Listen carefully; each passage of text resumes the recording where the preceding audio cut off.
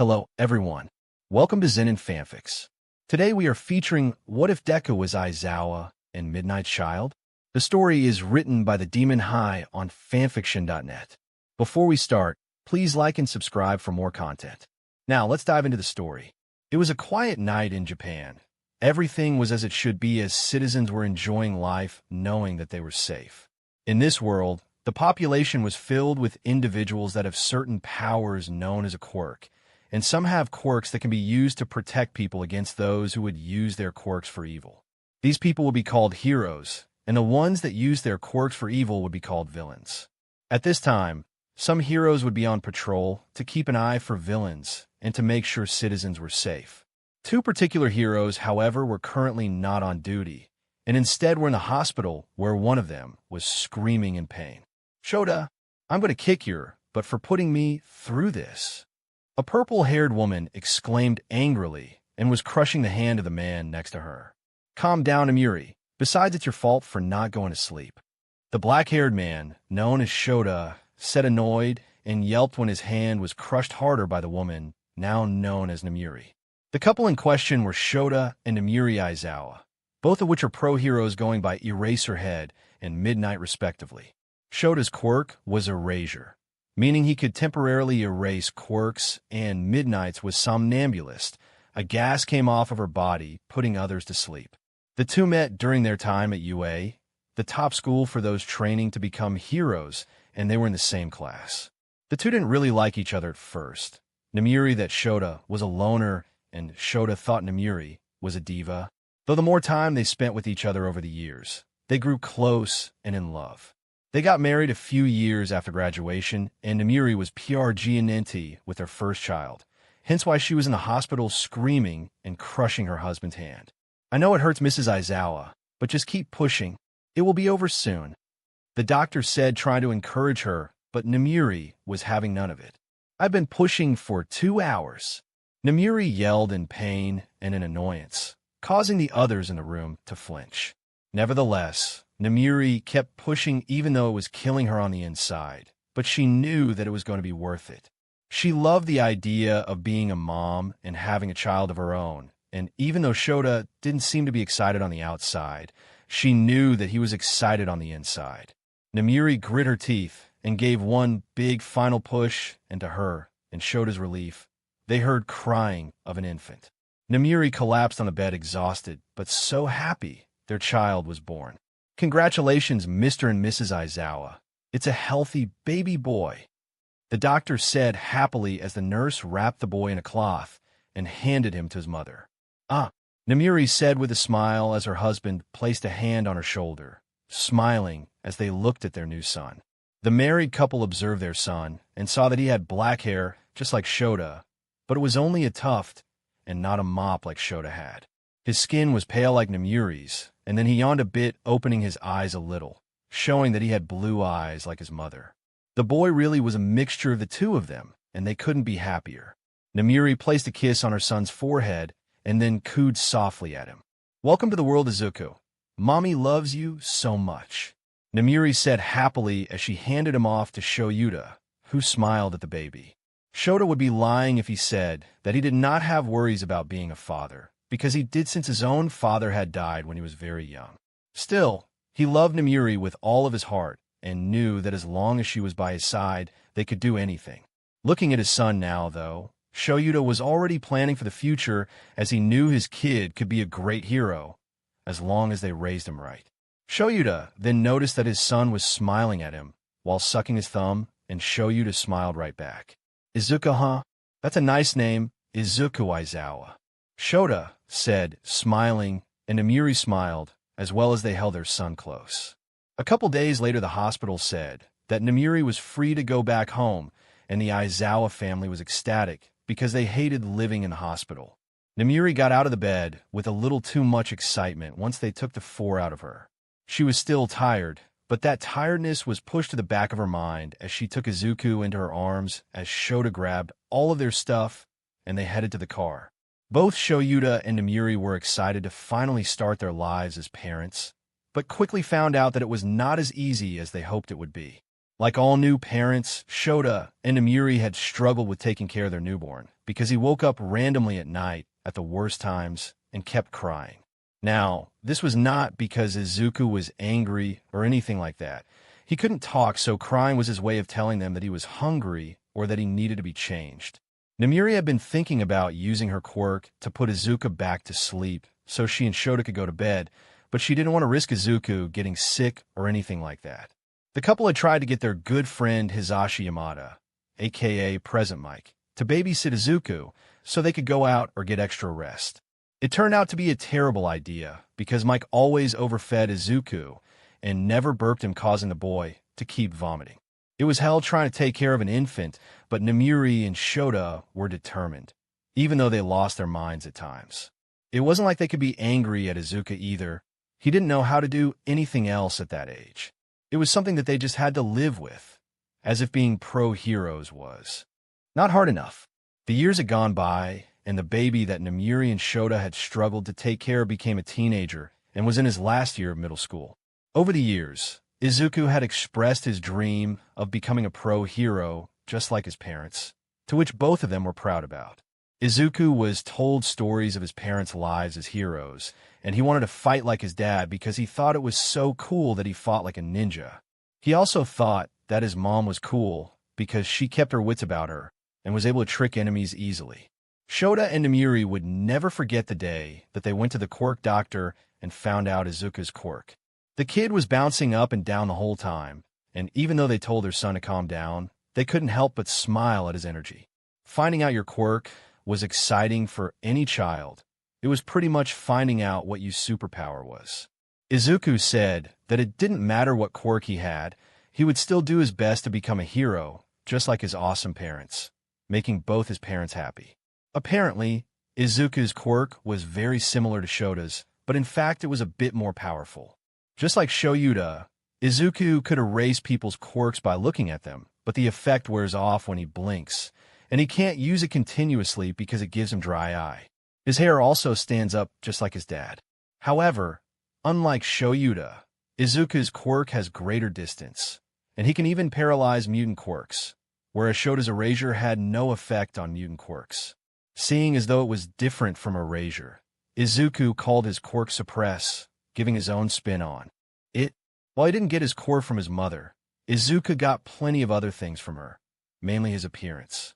Much to his mother's delight, Izuku took very good care of his personal appearance and donned some very handsome features, and he kept his hair gelled and curly. While he was still laid back like his dad, Izuku did like fashion even if it was his own kind of fashion.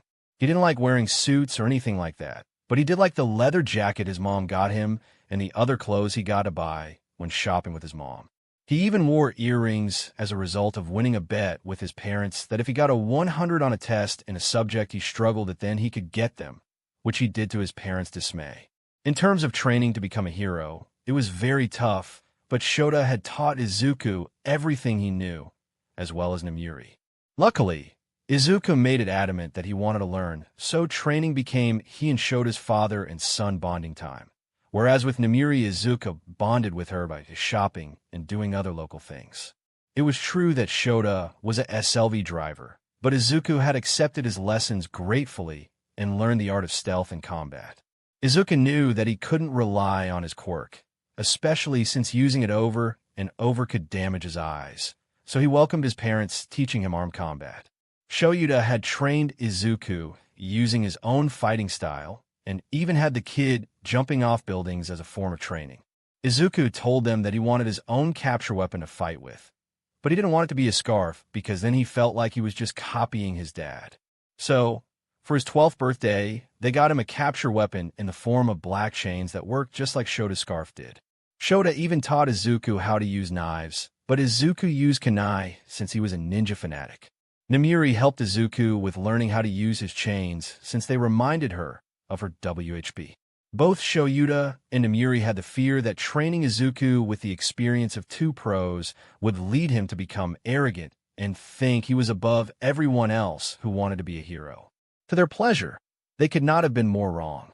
Like his father, Izuku was very laid back and did not really see himself to be better than anyone else just because he had a good quirk and his parents taught him how to fight. When he wasn't training or doing schoolwork, Izuku liked listening to music, playing video games, and hanging out with the friends he made at school, which is where he was heading now. Izuku was currently walking to his school called Tsushima Middle School and had his headphones on that he got for his birthday that previous year. They were pricey, but his parents knew that he took good care of his stuff, so they thought he could handle it. Izuku also wore sunglasses just in case he needed to use his quirk to catch a villain or something and wouldn't be caught. Izuku was lost in his music until he heard a crash, and then ran to see what all of the fuss was about.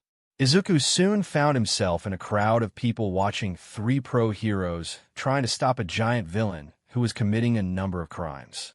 Izuku knew the heroes to be Death Arms, Kamui Woods, and Backdraft, and they were doing their best to take the villain down and keep the citizens safe.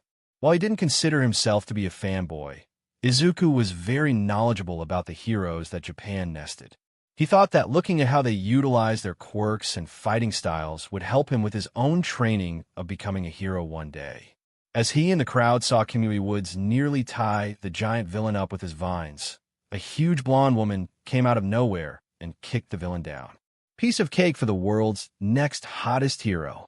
Hey there everyone, I'm Mount Lady, and you don't have to worry about this bum anymore. The blonde, now known as Mount Lady, said with a wink as she stuck her, but out in a CC motion. God, that was terrible. Izuku said in disapproval of Mount Lady's catchphrase and saw photographers try to get a picture of her in that pose.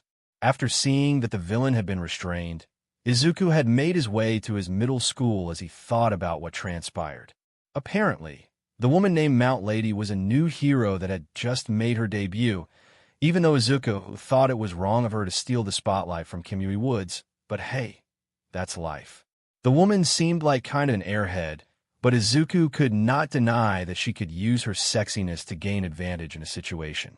Just like his mom does, sexiness was perfect for distractions and trickery, though Izuku thought his mom did it better. Izuku made his way to his classroom, and the day had begun. This was his last school year, and in 10 months he would take part in the entrance exam for UA, as well as 7 of his classmates. His parents told him that they were not going to give him a recommendation, and he was fine with that considering he wanted to pass the test with his own skills, not his parents' names. In that 10 months, Izuku knew that he could not let up his training or his studying, because UA was the ultimate goal. His teacher came in and said that it was time for them to start thinking seriously about their futures, and he handed out forms that listed out certain careers. He knew all of them wanted to go the hero track, but he wanted them to have other options in case that didn't happen. His teacher then announced that Izuku and a few others would be applying for UA, considering that was the hardest school to get into. The others wished them luck. Izuku was well liked by his classmates for a number of reasons. The biggest one was how nice he was given the fact that he should be arrogant considering his parents are both pros and they work at UA. Yet Izuku never bragged or talked down to anyone. He just wanted to be considered a normal person and found himself to be normal, just like everyone else. His fellow classmates also thought that his quirk was really cool, as well as his fighting style, moving around like a ninja. The day had gone by really quickly. Classes flew by as Izuku and his classmates went through each subject and some about heroics. The day was over and Izuku and his group of friends went to the arcade for a little while before splitting up. Izuku bid them goodbye as he put his sunglasses and his headphones back on and began to walk home. As he was jamming to his music, Izuku's senses shot up and told him that something was wrong, and he took his headphones off. Just then, some flushing sound came from behind Izuku, and he turned to see a green sludge villain looking at him with a smile. Now, if Izuku wasn't training to be a hero, there would be no doubt that he would be scared out of his mind. Hell, he was a little freaked out already. But his parents taught him to be calm in situations like this and trained him to get out of these situations. So Izuku just looked at the villain in an annoyed fashion and got straight to the point. "And you are?" Izuku asked with a raised eyebrow, and the villain snickered. "That doesn't matter. Just know that your body is mine." The villain said evilly as he began to dash toward Izuku, who just narrowed his eyes. "Don't think so," Izuku said coldly as he activated his quirk. and the sludge villain was paralyzed. "What the hell? I can't move? What did you do to me?" The villain yelled outrage, but Izuku paid him no attention. "As long as I keep my eyes open, he can't move, but that is going to make it hard to call for backup. He can slip through my capture weapon in my bag, so what should I do?" Izuku thought, but was interrupted when he heard a loud voice. "Do not fear, I am here," All Might yelled, and Izuku couldn't believe it. After he was thinking of a way to stop the villain, the #1 hero in Japan showed up, and now the sludge villain was toast. Izuku really wanted to freak out and ask the man for his autograph, but he knew that there was more pressing issue to deal with. Izuku then saw that there was a bottle near All Might and got a good idea. The villain was sludge, a form of liquid, so if he was trapped in that bottle, he could be sent to the police. "Hello, young man. What is the situation?" All Might asked. "I'm keeping him paralyzed, but I can't do this forever. Grab the bottle and trap him." Izuku commanded, and the hero did as he was told, and Izuku could finally blink. "Ah, thank you, All Might. I know I am not supposed to use my quirk without a license or supervision, but I had no other choice," Izuku said honestly as he took out some eye drops from his coat pocket and put some drops in his eyes. "Do not worry, young man. You acted like a true hero and didn't even fight the villain. May I ask your name?" All Might asked, and Izuku nodded his head excitedly. "Izuku Aizawa, nice to meet you," Izuku said happily, and All Might nodded. "I see. Nice to meet you, young Aizawa. Thank you for your assistance today. I would love to stay and chat, but I must get this villain to the police. See you around," All Might said, dashing away and waving goodbye, but Izuku forgot something. "Wait, All Might. Can you sign? He already signed it," Izuku exclaimed with wide eyes as he saw All Might's autograph in his notebook. With that little fiasco being done, Izuku returned on his way home, and he could not believe what just happened. Here he was walking home, and then a villain decides to jump him, and then All Might comes to his rescue. Izuku had to admit that he was proud of himself for staying calm and keeping that villain paralyzed, even though it wasn't that long before All Might showed up. To Izuku, this was proof that his parents' lessons and his training were all paying off. Izuku finally made his way back home and entered through the front door. He smelled food being cooked, so he figured that meant his mother was in the house and was preparing dinner.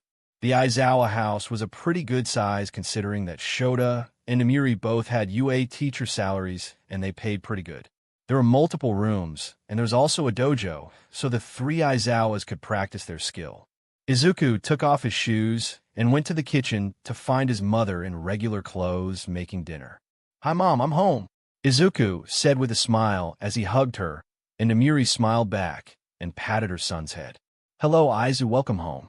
Dinner will be ready soon, and your father will be here in a few minutes, so you can go change out of that uniform," Namiri said while Izuku nodded and went to his room. Izuku got to his room and turned the lights on. Then he went to his closet to put on some more comfortable clothes. His room wasn't anything special, but that is just the way that he liked it, considering that he wasn't big on decorated. He had a queen bed, TV on the wall, and there was a desk that had his gaming PC that served as his regular computer too when doing homework. Then there were his drawers that had his clothes and some jewelry in them. There was some ninja stuff on the wall, as well from what he had collected over the years. Izuku changed into some sweatpants and a t-shirt, then walked over to his desk and turned on his computer. He started the updates for both League of Legends and Guilty Gear, both games that he loves and is ranked highly on. While waiting to be called back for dinner, Izuku was scrolling through the news site and saw that Mount Lady's debut was the #1 story. Izuku rolled his eyes at that. It was true that the woman had a good quirk, and she was pretty, but Kemui Woods was the one who did all of the work. He read for a few more minutes until his mom told him that dinner was ready. Izuku walked into the kitchen and saw that his father had made it home, and he was reading something on his phone. Shota did not always come home this early because of the responsibilities he had at UA, so Izuku was glad to see him. This also meant that they would have time for some training, and Izuku wanted to make sure that he was ready for the UA entrance exam, even if he still had 10 months before it happened. Focusing on the present, though, Izuku walked over to his dad and hugged him. "Dad," Izuku said happily while hugging his dad and nuzzling the side of his face.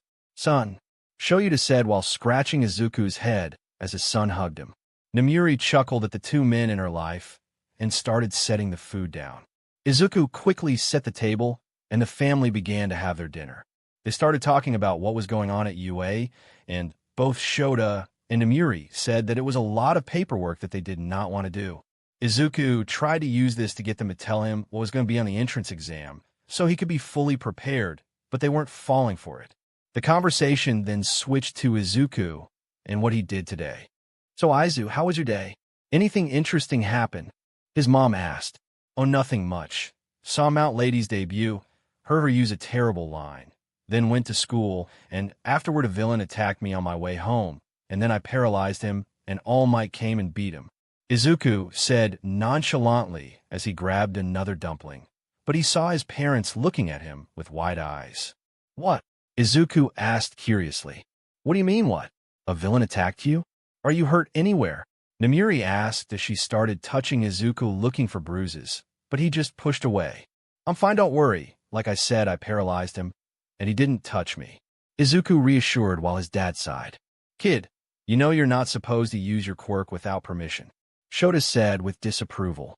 "I know, Dad, I'm sorry, but I was walking under the bridge, and there was no one around before All Might showed up out of nowhere. I didn't have a choice, and All Might said it was fine, because technically I didn't fight the villain," Izuku said honestly, and both his parents sighed. "I suppose that is true. Just be more careful next time, all right? Still, there should be a punishment. Oh, why bother considering we were going to do such strict training tonight?" Shoyuta said with a sinister smile, causing Izuku to flinch. "Why, that sounds like a great idea, dear. It's too bad that I will be busy cleaning the dishes and other things, and I will have the TV on, so I may not hear anything at all." Namiri with an equally sinister grin. "You two are just joking, right?" Izuku asked, hopeful, but he knew better. "Does it look like we are? Finish your food, so we can have some good old father-son time," Shota said with a smile, and Izuku did as he was told, if not a bit reluctantly. After dinner, Izuku followed his father into the dojo for what he said would be an intense training session, and by God, he was not joking. They had done so many exercises, drills, and techniques that Izuku didn't know if he would be able to feel his own body in the morning. He still thought that it was kind of ridiculous that he was being punished for defending himself, but he felt like he should just keep those thoughts to himself. Still, he was grateful for this training as he needed all the help he could get for the entrance exams. 10 months later, Izuku couldn't believe it, but today was the day for the entrance exams at UA. This was what he had been training for since as long as he can remember, and it was finally time to take next step to becoming a hero. Izuku got out of bed, showered, and then put on his school uniform and grabbed his bag that had a set of gym clothes in it. He would be needing them for the physical portion of the exam, as he was sure he would ace the written portion. He walked into the kitchen to see his father sipping coffee and his mother finished making breakfast. "Good morning, kid. You ready?" Shota asked his son, who nodded. "As I'll ever be," Izuku responded, a bit nervous, but his mom kissed his head and put his breakfast in front of him. "Don't be nervous, sweetheart. Just do your best, and you'll pass, I promise. Now hurry up and eat so you and your dad can get going," Namiri said with a smile as Izuku did what he was told. Once he was done, Izuku hugged his mother and told her goodbye as he and his dad got in the car and went to UA. It was about a 45-minute drive, and Izuku used that time to keep his mind calm and tell himself that he could do this. He had been training so hard, and he couldn't just chicken out now. Then everything he did would be a waste. He had everything he needed to complete this exam. All that he had to do was trust himself. They had arrived at UA, and Izuku was about to get out of the car until his dad put a hand on his shoulder. "Don't be nervous. Just do your best, and you will do fine. Also, take this since it arrived this morning, and it is specifically for you," Shota said with a smile, and Izuku widened his eyes. It was a new capture chain, more high-tech and shinier than the one he had before. Admittedly, it was getting very rusty after the years of training he had with it. He smiled to his father with a thankful look on his face. "This is awesome," Izuku said excitedly. "You like a lot, huh? Your mother will be happy to hear that, as she was the one who made the design. Plus, Ultra Kiddo, good luck," Shota said supportively as he ruffled his son's hair. "Bye, Dad. Love you, and tell Mom that I love the gift and that I love her as well." See you after the exam, Izuku said as he started to walk to the building and his dad drove off. It always amazed Izuku that no matter how many times he had been to UA, the sight of it still took his breath away. It really had Dream School written all over it, all the tall buildings, the high-tech machines, and just the air around it made you happy to be there. He would give anything to go to school here, but the first thing he had to do was pass this exam. So he did what he always did before a big event, put on his headphones and get in the zone. Before he could do that, though, an ashy blonde boy brushed past him. Out of my way, extra. I'm going to F this exam up, the blonde stated confidently and a bit vulgarly. Rude, Izuku said as he glared at the blonde's back, but soon ignored it and put his headphones on. Izuku was listening to his favorite playlist as he got inside the auditorium that was holding a bunch of other students. If this wasn't an exam, then he would have engaged in some small talk, but he felt like he needed to be focused, and his music calmed him down, so the headphones would stay on. He saw his Uncle Mike down there at the podium, and he smiled. Mike frequently visited Izuku over the years, more than the other teachers he knew at UA. He really liked being a godfather. Still, Izuku thought he tried hard to be hip or up with the times. Izuku saw that Mike was about to speak and paused his music and took his headphones off. Welcome everyone to my live show. Can I get a hey? Mike said excitedly, but was met with silence. Poor Uncle Mike. He tries to be cool, but he is just met with crickets. Izuku thought as he shook his head in amusement. Oh well. Anyway, listen up, little listeners, and pay close attention. The exam will be 10 minutes, and all of you are required to show up at the designated meeting spot, which is a fake city made by UA. The location is written on the paper you are given to see which city you are assigned with. It can either be A, B, C, or D. You all with me so far? Mike asked patiently, and the majority said yes or nodded. Great. So, in this exam, we will be giving you some villains that you will have to defeat in order to gain points. The points range from 1 to 3, so be strategic when taking them down. Be warned that the entire staff will be watching you, so if you try to sabotage others' work, you'll be disqualified, and any other anti-hero stuff will also get you disqualified. Got that? Mike asked, but some blue-haired guy with glasses spoke up. Excuse me, sir. You said there were only 3 types of villains, but on this handout, it clearly says that there are 4 types of villains. Such an error would be a huge embarrassment for a top-tier school, such as UA. The boy said while doing some weird hand-chopping thing. Serious much? Izuku thought in his mind, as he was a bit weirded out by this blue-haired guy. Thanks for pointing that out, examinee. 5,452. The 4th villain is worth 0 points. Is an arena trap, as you say. These villains rampage when crowded. Present Mike explained as people whispered amongst themselves. Rampage when crowded? I'm thinking robots. Izuku thought in his head. Anyway, please proceed to your designated area, plus Ultra, Mike said excitedly as the students got up to go change. Izuku took a good look at his card, and it said that he was to report to Ground A, so he kept that in mind as he changed. He put on black t-shirt and black sweatpants that really showed off his cut physique, and he didn't know it, but a bunch of girls were looking at him. He didn't pay them any attention, though, because he was focused on acing this thing, whatever it was, and he couldn't afford any distractions now. After changing, he got his capture chain and proceeded to Ground A. Once he and the others reached Ground A, Izuku immediately got his game face on while the others were chatting with each other, imagining a speech was going to happen. Izuku knew better, though. If there was anything he knew about UA, is that they do not waste any time, and in fact time is very precious. He took this time to take in the field, so he could know which spots to go and what terrain would suit him. Just then, Mick's voice shot off and got everyone's attention. Begin! Present Mike yelled as the others looked at him questioningly, but Izuku took off. Izuku ran in the city and immediately found a one-pointer. Using his chains, he wrapped them around the robot and then propelled himself into it, kicking it into another robot. Then he used the chains to topple the first robot onto the other that was 2 points, giving himself 3 points already. Izuku decided that if this was the test, then he would just keep doing what he was doing and change it up if need be. The other students looked at Izuku in shock, but were jolted out when they heard Mick's voice. What are you all waiting for? There's no countdown in real life, and that kid already has 6 points, so get a move on. President Mike shouted, and the students were all snapped out of their shock and ran inside the city.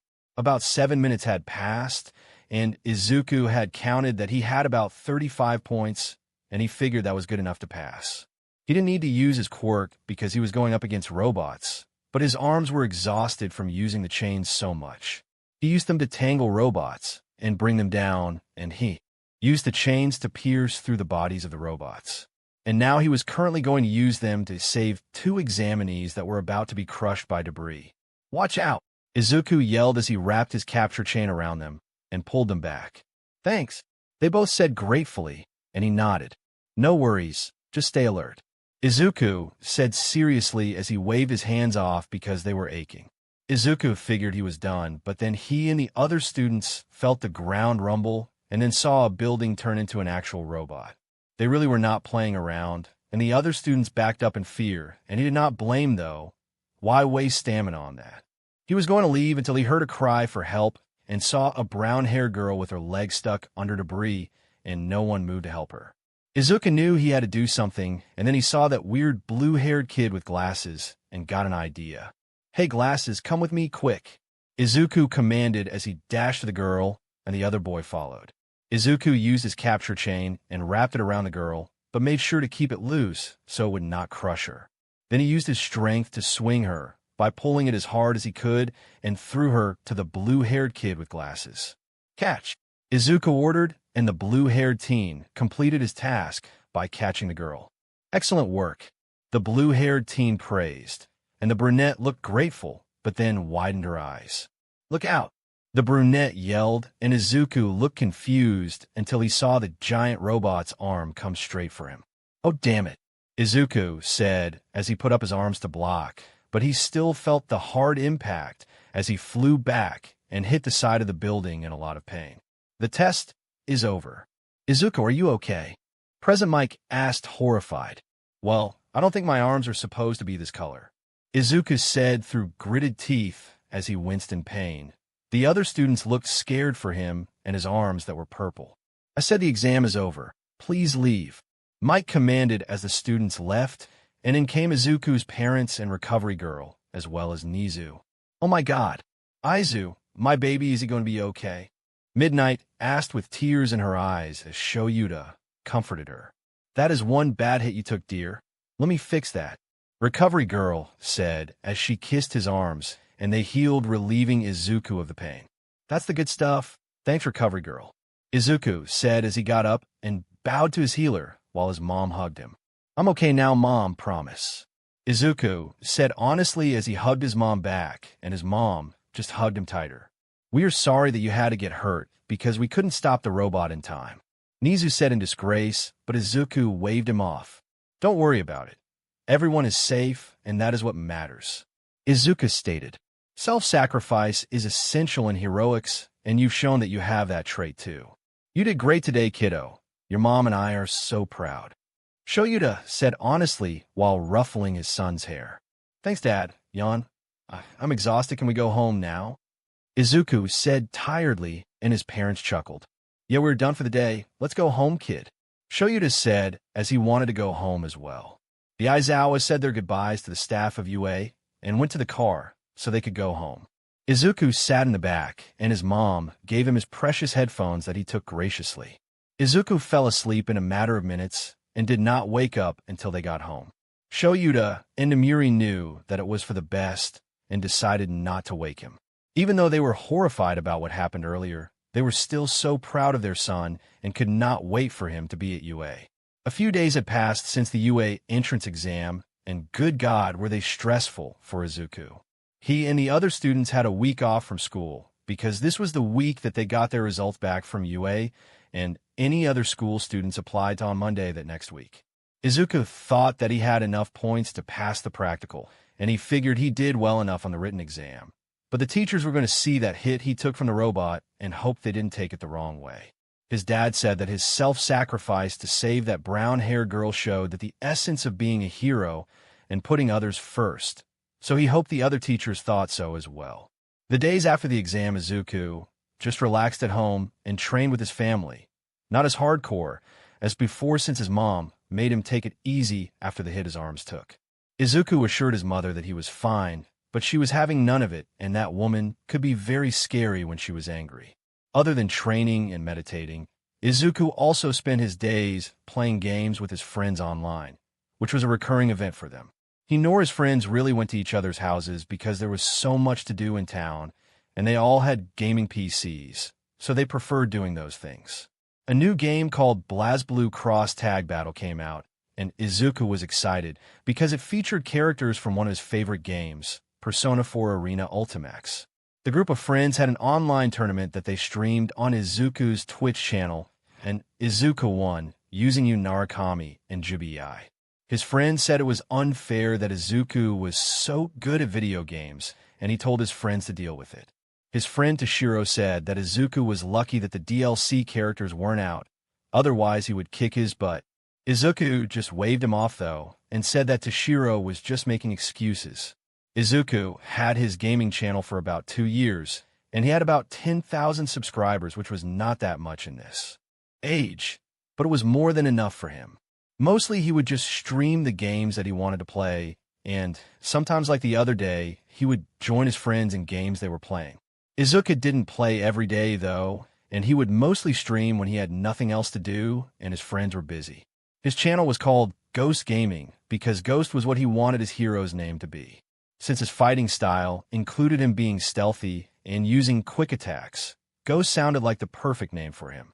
Not to mention that it sounded like a ninja, and that was what Izuku was going for, considering that he trained while using kunai, unlike his dad, who just used an actual knife. Nevertheless, ghosts were silent and unseen to the human eye, which is what Izuku's dad trained him for. So what better name could there be for his hero identity? 2 days later came Monday, the day where students across Japan would get their test results from the hero courses that they applied to. Most of the kids would be anxious and probably not have gotten any sleep considering that an envelope would arrive to tell them of their future. Izuku, however, was not most kids, as he was not a morning person and forgot the significance of today. He just thought that it was a boring old Monday, which is why he got out of bed with no other motivation than to see what was for breakfast. Izuku walked into the living room to see his mom cooking breakfast while his dad was reading the newspaper while sipping on some coffee. He didn't notice that both of his parents were looking at him with amusement because they knew he had forgotten the importance of today. They had been dealing with Izuku's hatred of the morning for 15 years, so they knew that today would be no exception.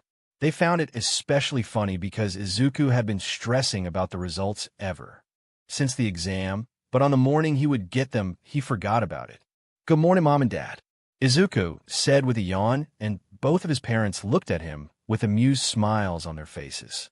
"Good morning, Aizu. Do you know what today is?" Namiri asked with a smile as she placed his breakfast in front of him. "Yeah, it's Monday. God, I hate Mondays," Izuku said with a groan as he massaged his temples. But his parents got even more amused. "So, kid, you don't remember what you will be receiving today?" Shota asked while smirking behind his newspaper. Izuku thought about it and was trying to get his mind to remember, even though it was still pretty early in the morning. Did he order something for his PC, or was he receiving some more jewelry? Or, God forbid, it was his report card, even though he knew it would be fine, but his parents would scold him if he got anything below AB. He tried to think of more things until his eyes widened, and he felt like an idiot when he remembered, and he saw his parents looking at each other with knowing smiles. Holy CRP, the results. The results come today. How could I forget?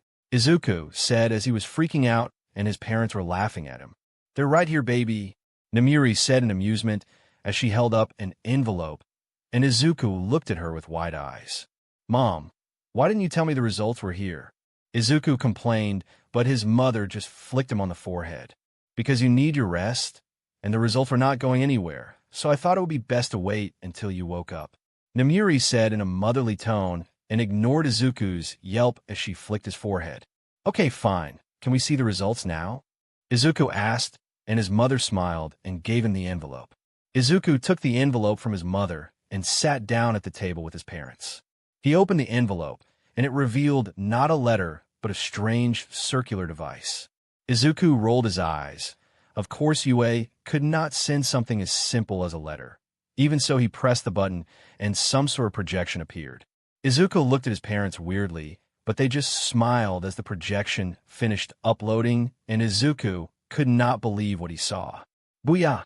I am here, as a projection," All Might said enthusiastically, and Izuku's jaw dropped. "Wait, All Might, but isn't this from Yue?" Izuku said, shocked, and his parents wished they had a camera to record his reaction. "Long time no see, Izuku Aizawa. I trust you have been well and training hard? As for me, I have been quite busy. As you can see, I will be a teacher at UA, now teaching battle training. Enough about me, though. Let's get on to your results. You came in second on the written exam, only falling short to a student that was recommended. In the practical exam, you scored 35 points, which is great and above the passing line. In other words, you passed," All Might said in excitement. "Yeah." Izuku cheered, and his parents smiled at him. "We're going to have to limit how many times Mike can visit, that you made my ears ring," Shota said jokingly, and his son scowled at him. "Well, excuse me for showing some excitement," Izuku said, sticking his tongue out at his dad, who got elbowed by his mom. "Don't worry about your dad, baby. Anyway, the recording is not done," Namiri said as they all turned their attention back to All Might. "That's not all, though. Take a look at this," All Might said, and a video played showing the brown-haired girl and blue-haired boy from the entrance exam talking to present Mike. "You know the black-haired boy that saved me? Is there any way that I can give him some of my points? I don't want him to fail because of me," the brown-haired girl said sadly. "If you can't give him some of hers, then give him some of mine. He is the only one that acted to save her while I just stood there like a fool. He is an example to us all, and he deserves to be at UA." The blue-hair boy said seriously, but Mike just laughed. "Well, aren't you kids compassionate and selfless, but there really is no need to worry. That kid is doing fine on his own, believe me. There is no need for you to give him any of your points," Mike said with a smile, and the two smiled back in relief. Risking your life to save others no matter what the consequences would be, and moving others' hearts with your kindness. Those are the traits of a true hero, young Aizawa. Your parents must be extremely proud," All Might said happily, and Izuku felt his parents squeeze his shoulders lovingly, and Izuku smiled at them. Little did you students know, the judges were not just looking at the points you got for destroying robots. I mean, really, did you think that the Department of Heroics were just going to give points for destroying machines and not saving others? If that was the case, then every pro hero in that department needs to be re-evaluated and reminded of what is to be a hero. All Might said wisely, and that is when Izuku widened his eyes. "Wait a second, were there dash?" Izuku was about to ask his parents, but All Might beat him to it. "That's right, young Aizawa. Your total score was 105 points. You had 35 villain points and 70 rescue points. You were ranked second in the UA entrance exam, and you and that other student have broken many records. There is nothing else for you to do, young Aizawa, but to be a UA student and become the hero you are destined to be. Come, young Izuku. This is your hero academia," All Might exclaimed, and he did a cool pose. "Whoa," Izuku said, honestly overwhelmed, and felt both of his parents hug him tightly, and he hugged back just as tight. He couldn't believe it, but all of the hard work that he had put in and the wisdom his parents gave him had all paid off. Izuku was going to UA just like his parents did before him, and he knew that as long as he stayed on his grind, then he would be the hero he always wanted to be. The hero named Ghost was on its way to becoming a reality, and the first step would be UA. The rest of the day Izuku spent to relax, but it was hard because he was so excited that he could not stay still. Shota and Namiri took Izuku to his favorite ramen restaurant, so he could get his favorite meal to celebrate. They were so proud of their son because he achieved this on his own. They didn't have to pull any strings or use their status as pro heroes to get Izuku into UA. He put in the work every day and took the training that they gave him to heart with no complaints. He had every trait that a hero should have, and he was going to show it at UA. The next day, Izuku went back to his school, where he would attend for the next month until they graduated into high school. When he got there, everyone was talking about their results from the test that they took the previous week. His friends Toshiro and Watanabe were going to attend Seijin Academy, and a few girls that he knew were going to attend CI Academy. Izuku told him that he got the acceptance from UA, and then everyone crowded him, telling him congratulations and hyping him up. Izuku just laughed and accepted the praise and encouragement that he got from his peers. He had to admit that he had been reluctant to tell them, because he did not want to seem like a JRK, since he was the only one that got into such a prestigious academy. Unknown to Izuku, though, everyone that knew him knew that he was going to get into UA.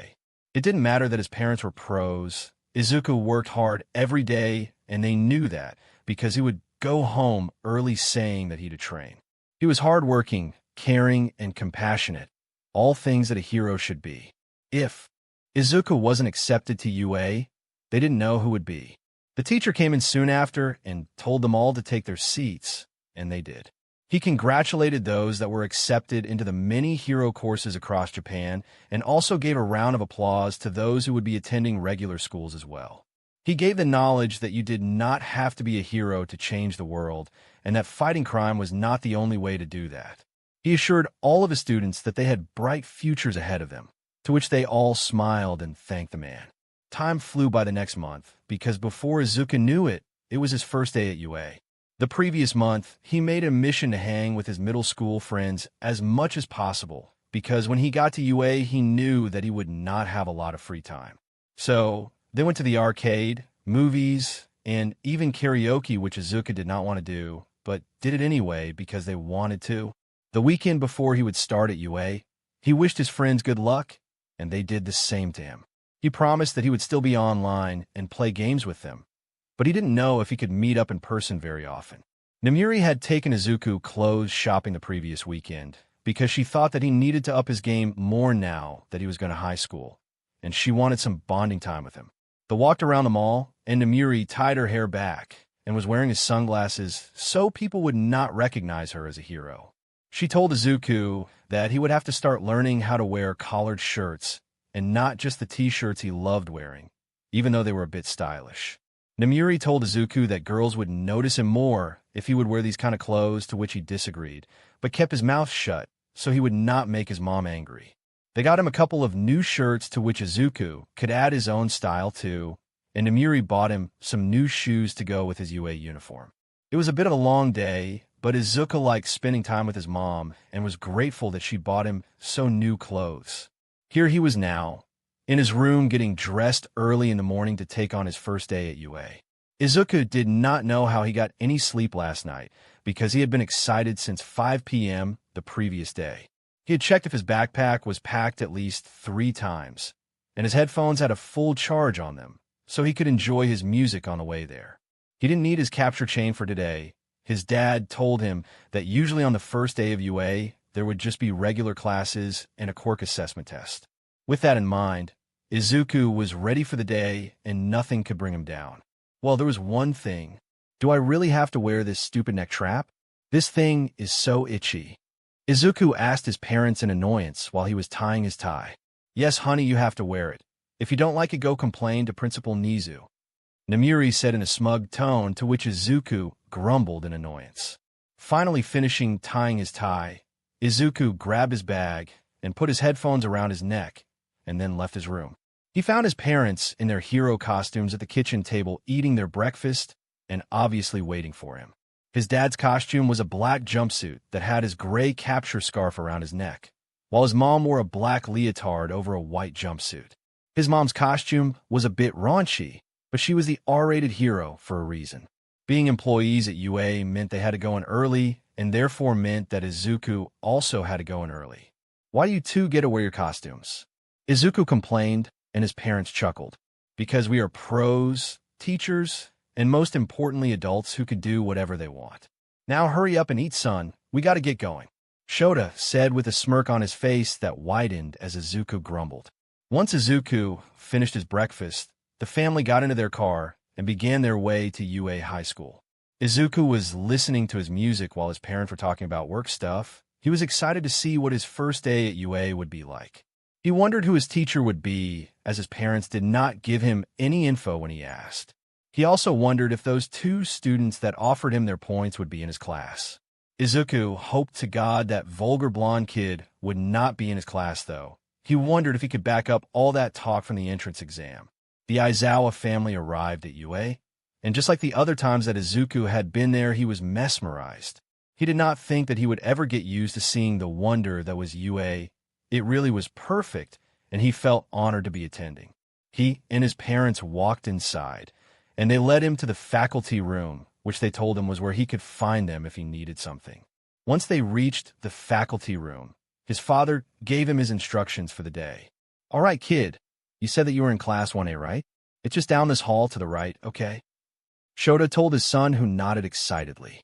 "Thanks, Dad. Bye, Mom, I will see you guys after class," Izuku said as he hugged them both and went on his way. "That kid is going to be a handful, isn't he?" Shota asked with a groan, but his wife just hit him in the side. "Oh, hush. My Aizu is well-mannered, and he will not cause any trouble," Namiri said confidently, and Shota sighed. "Yeah, I know. It's crazy how time flies, isn't it? It feels like yesterday when we were in that hospital and you were crushing my hand." Shota joked, and his wife laughed and leaned into him. "Ah, the memories. You're right, it feels like he has grown up too fast, but I say that we have done a good job as parents," Namiri said with a smile as Shota wrapped his arm around her. "Yeah, you're right," Shota said, smiling. "You're going to get a picture of the look on his face, right?" Namiri asked deviously, and Shota grinned. "Oh, I'm going to do my best. Don't worry about that," Shota said evilly as he anticipated the events to come later that morning.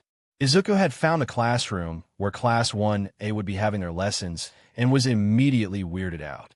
The doors were so big that one would think giants would be students at UA, which could be true because of quirks, but Izuku still thought the size of the door was unnecessary. He walked inside to see that there was no one there, which he expected because he did arrive early because his parents needed to be there early. Seeing as though he had some time to spare, Izuku put on his headphones and listened to his chill playlist, as he liked to call it, so he could be relaxed for the first day. This playlist included songs from Japan, but Izuku also started listening to American music. He was really into these two artists named Kid Cudi and Post Malone and started experimenting with other kinds of music there. He was about to continue his music session until he felt a tap on his shoulder and looked to see who it was, and Izuku's eyes widened. The person who tapped Izuku on the shoulder and disrupted his listening session was no doubt the prettiest girl that Izuku had ever seen. She was tall and looked very fit, if her curves and chest were anything to go by. The girl had black hair that was in a spiky ponytail, honestly reminding Izuku of the League of Legends champion Akali. Her face was gorgeous, and she had onyx-colored eyes that amplified her beauty. She also had a certain mature demeanor about her that Izuku found attractive, and there was only one thing he could say. "Appealing," Izuku said, and then mentally slapped himself when he saw the blush on the girl's face, letting him know that he actually said that out loud.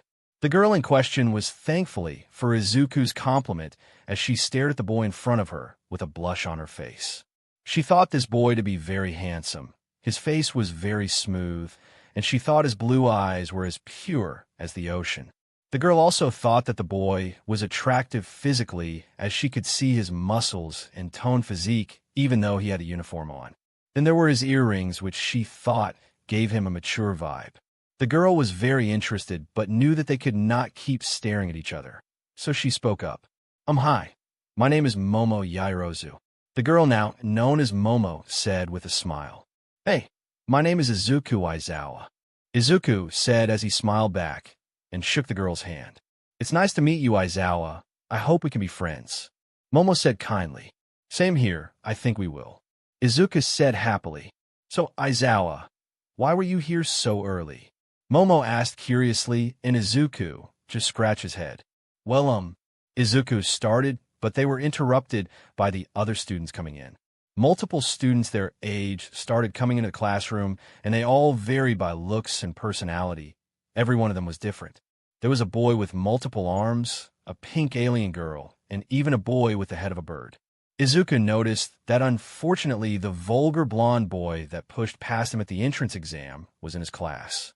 However, he was happy to see that the brown-haired girl and the guy with glasses were in his class.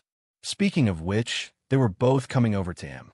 "It's you," Thank you so much for saving me from the zero-pointer.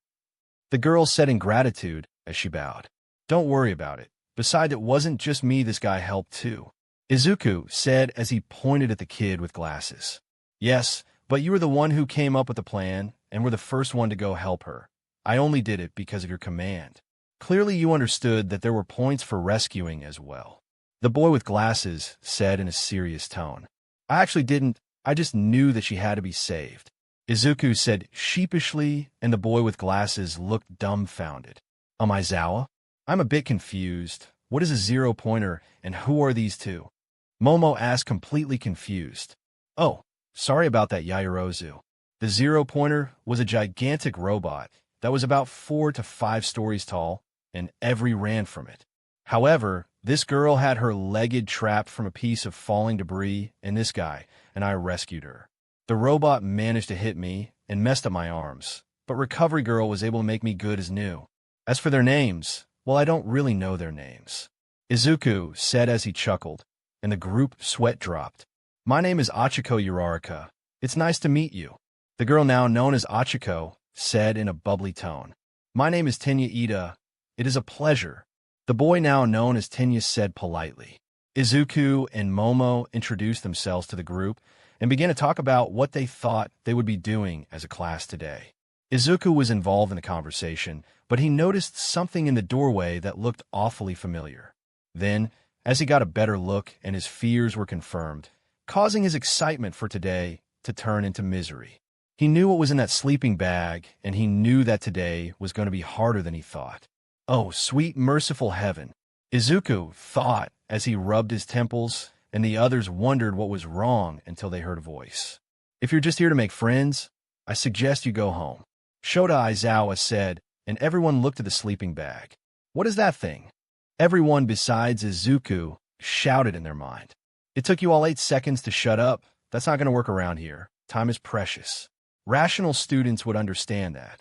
Shota said as he got out of the sleeping bag. Oh, here we go. Izuku thought as he rolled his eyes. He loved his father with all of his heart, but there were some very obnoxious things about the man. One thing was the sleeping bag that Izuku could have sworn his mother threw out, but he guessed his dad just kept it here. His dad always complained that because of his quirk and his job that he did not get enough sleep, so he carried the sleeping bag with him, and when he found a quiet area, it was lights out. Then there was the fact that he was obsessed with punctuality and did not like excitement very much. Hello, I'm Shota Aizawa, your teacher. Welcome to UA's Hero Course. Shota informed the class, and students sat up straight and gave him their attention, while most of them, oh God, why? Izuku thought in despair, and Momo, Ochaco, and Tenya looked at him. Are they related? The three thought simultaneously, and Shota secretly took a picture of Izuku's distraught face and sent it to his mom. All right, let's get to it then. Put on these gym uniforms and then head outside. Shota commanded, and everyone did as he said. Izuku went to grab his uniform from his father and noticed the man was wearing his famous Seichiden grin, which caused him to groan. Izuku thought himself to be so foolish to think that this could not be a possibility and forgot about his parents' love of trolling him. He was too excited this morning to think about it, but he did notice that his father was in a happier mood than usual. So his dad and his mom thought it funny to trick him. Oh, Izuku would have his revenge, and it would be so sweet. Once Izuku and the other students had their gym uniforms on, they went outside, just as his father commanded. Once they were all there, Shota told him that they were going to have a quirk assessment test. Everyone except Izuku was surprised, and Ochaco mentioned that they were going to miss orientation. Shota just waved it off and said that if they really want to become heroes, they did not have time for stuff like that. Izuku sighed at his father's words. He really was all about action and progress, given the hell he put Izuku through during training. This physical test is similar to the one you did in your middle school training, except back then you could not use your quirk. Bakugo, you managed to get the most points on the entrance exam. So how far could you throw the softball in middle school? Shota asked, looking at the blonde, whom Izuku took note of his name. About 67 meters. The vulgar blonde responded as Shota motioned him towards the circle in the ground. Do not exit the circle, and try using your quirk this time to throw the ball. Shota instructed, and Bakugo smirked. Die! Bakugo screamed as explosions came out of his hand as he threw the ball, and it went flying. Then Shota showed the results to be 705.2 meters. Well, at least he can back it up. Izuku thought, impressed. All of you need to know your maximum capabilities. This is the most rational way to figure out your true potential as a pro hero. Hence why I had to skip orientation. Time is precious, and I need to know that you can bring out the best of your quirk and show potential. Shota said seriously. Whoa, this is intense. A blonde boy with a lightning bolt streak in his hair said, a bit intimidated. Yeah, but we get to use our quirks, so this should be fun. The pink alien girl said with excitement. Oh God, Izuku groaned, and everyone looked at him. What's wrong? Momo asked curiously. She shouldn't have said that, Izuku said as he massaged his temples, and everyone looked at him weirdly, but they heard a gruff from their teacher. Fun? So, you were planning on spending the next 3 years at UA having fun? You honestly think that training to become a pro hero is going to be all games and easy work? Idiots. Okay, then new rule must be placed. Today you will engage in 8 physical tests that will determine your potential as a pro hero. Whoever comes in last will be judged to have no potential and then will be immediately expelled. Does this still sound like fun? Shota asked with a sadistic smile that made the students gulp in fear, even Izuku. Wait, but that's not fair. Ochaco yelled, and the others agreed, but Izuku groaned again. Damn it, just take the hint. Izuku said in his mind as his father was going to give them another harsh answer. Neither are natural disasters, powerful villains, or life in general. However, it is a hero's job to try and combat that unfairness, and if you want to be a pro, then you're going to have to push yourself to the limit. For the next 3 years, UA will throw one hardship after another at you. So go beyond plus ultra style. Show me that it is no mistake that you are here. Shota said with a smirk, and the others were nervous. Will he really expel someone? A girl that was invisible asked, and no one answered her since they didn't know either. Izuku did not say anything because he didn't want his classmates to go into this assessment with their spirits low, but he knew that his father would absolutely expel someone on the first day. If there was one thing that his dad hated more than the media, it was heroes in training that did not take their training seriously. Being a pro, his father had seen some things and knew that being a pro hero was not going to be all fun and games, and it was important that students understood that. He was not expelling people to be mean, but rather to keep them safe as he feared they would not survive in the hero world.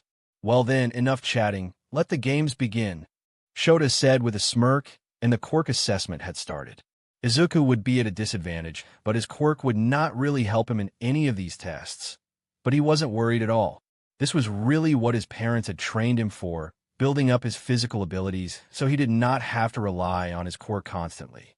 Izuku could run fairly quickly. He didn't have super strength, but he could lift heavy objects, and he had great stamina from all of his training. He may not come in first at the end of the day, but he would still do well enough.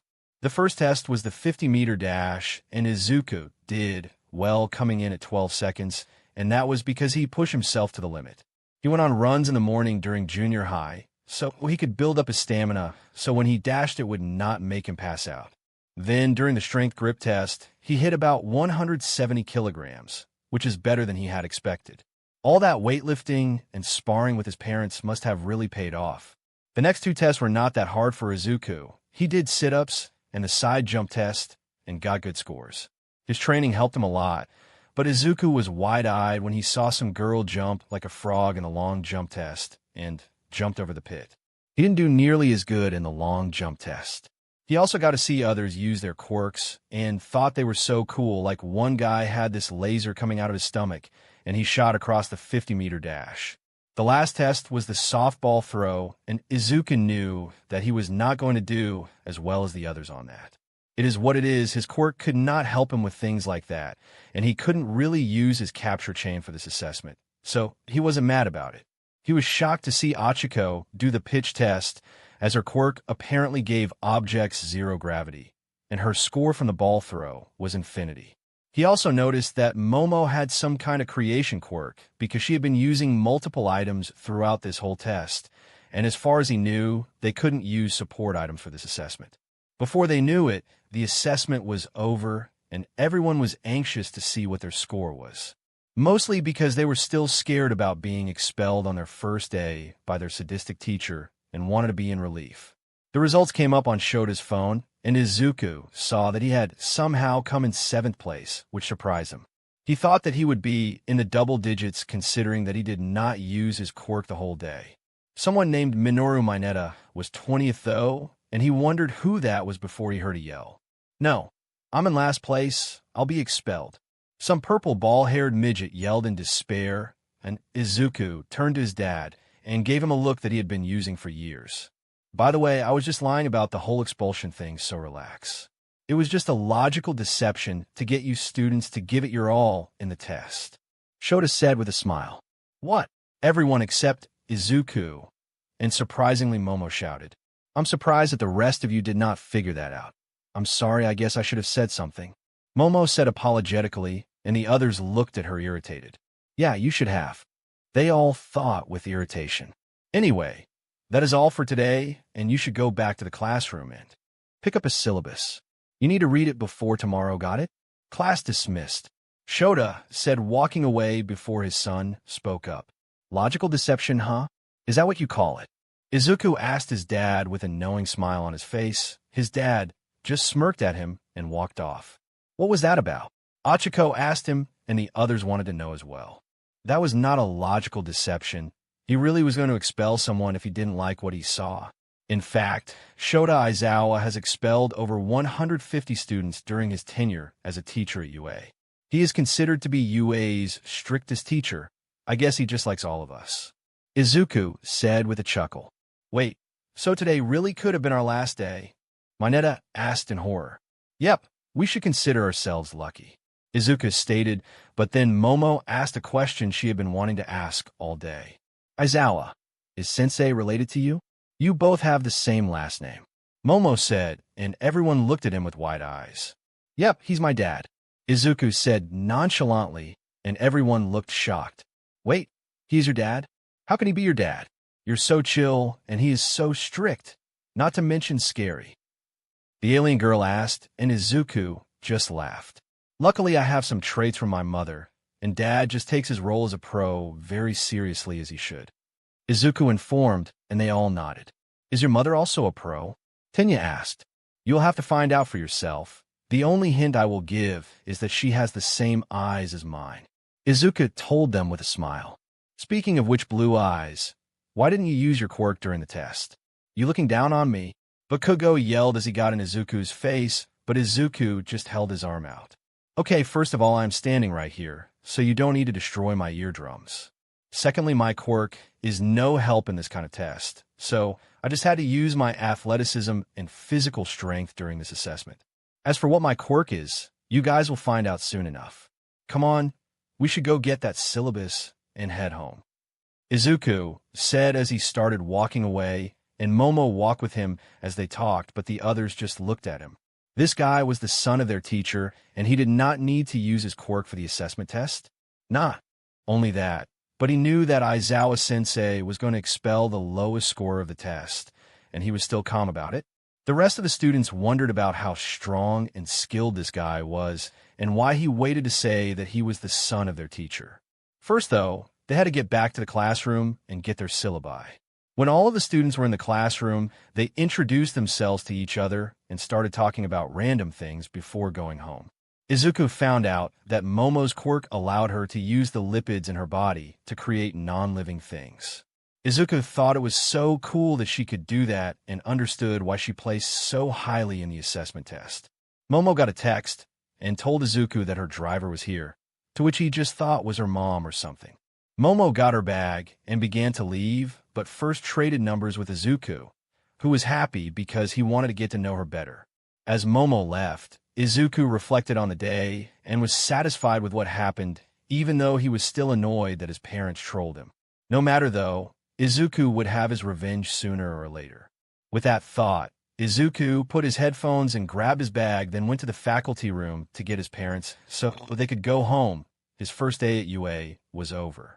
The Aizawa family was currently in their living room after spending the day at UA for Izuku's first day of class.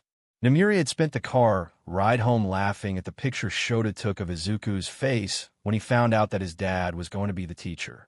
Izuku growled at his mom's laughter and told his parents that they would both pay, but they both challenged him with their scary smiles. Izuku backed off and put his headphones on, causing his parents to laugh again. Namiri was currently making one of Izuku's favorite meals to celebrate his first day at UA being a success, and because she wanted to make him feel better after she and Shota deceived him.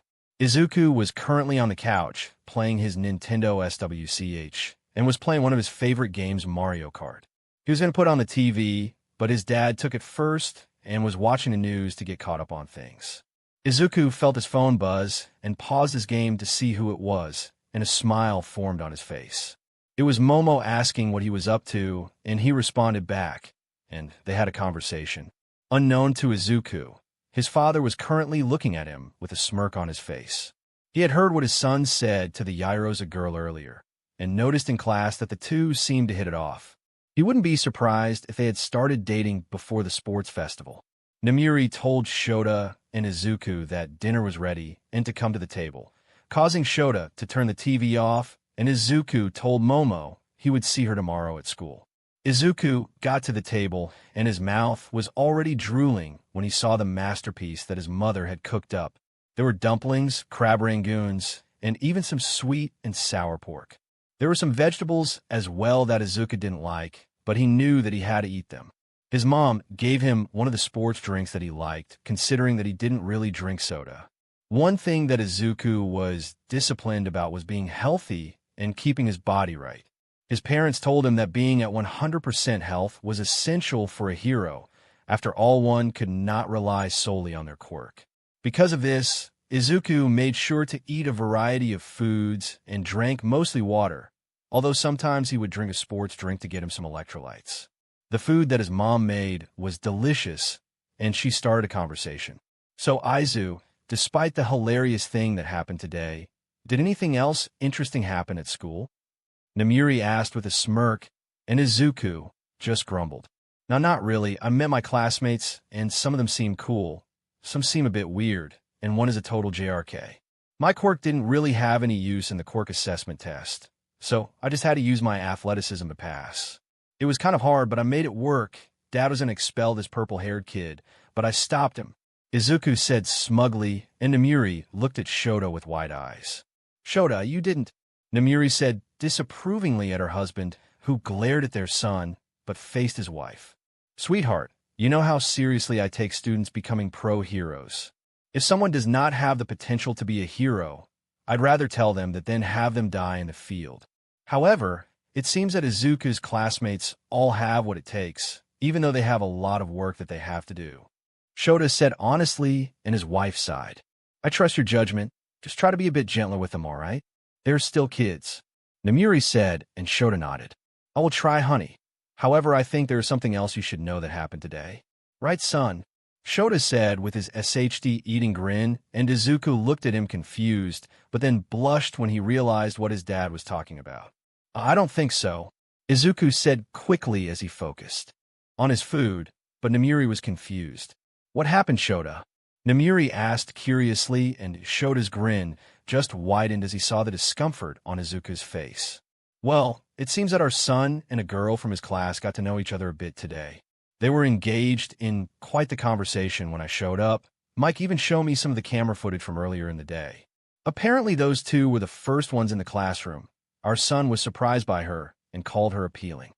Shota said matter-of-factly, and Namiri just gasped while Izuku wanted to disappear.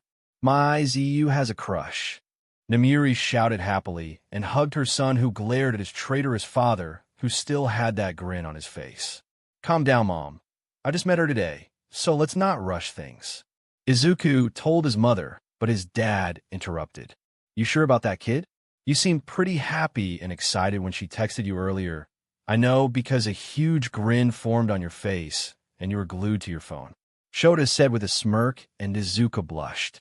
So, you're already in the talking stage, huh? Namiri teased her son, who wanted this conversation to be over.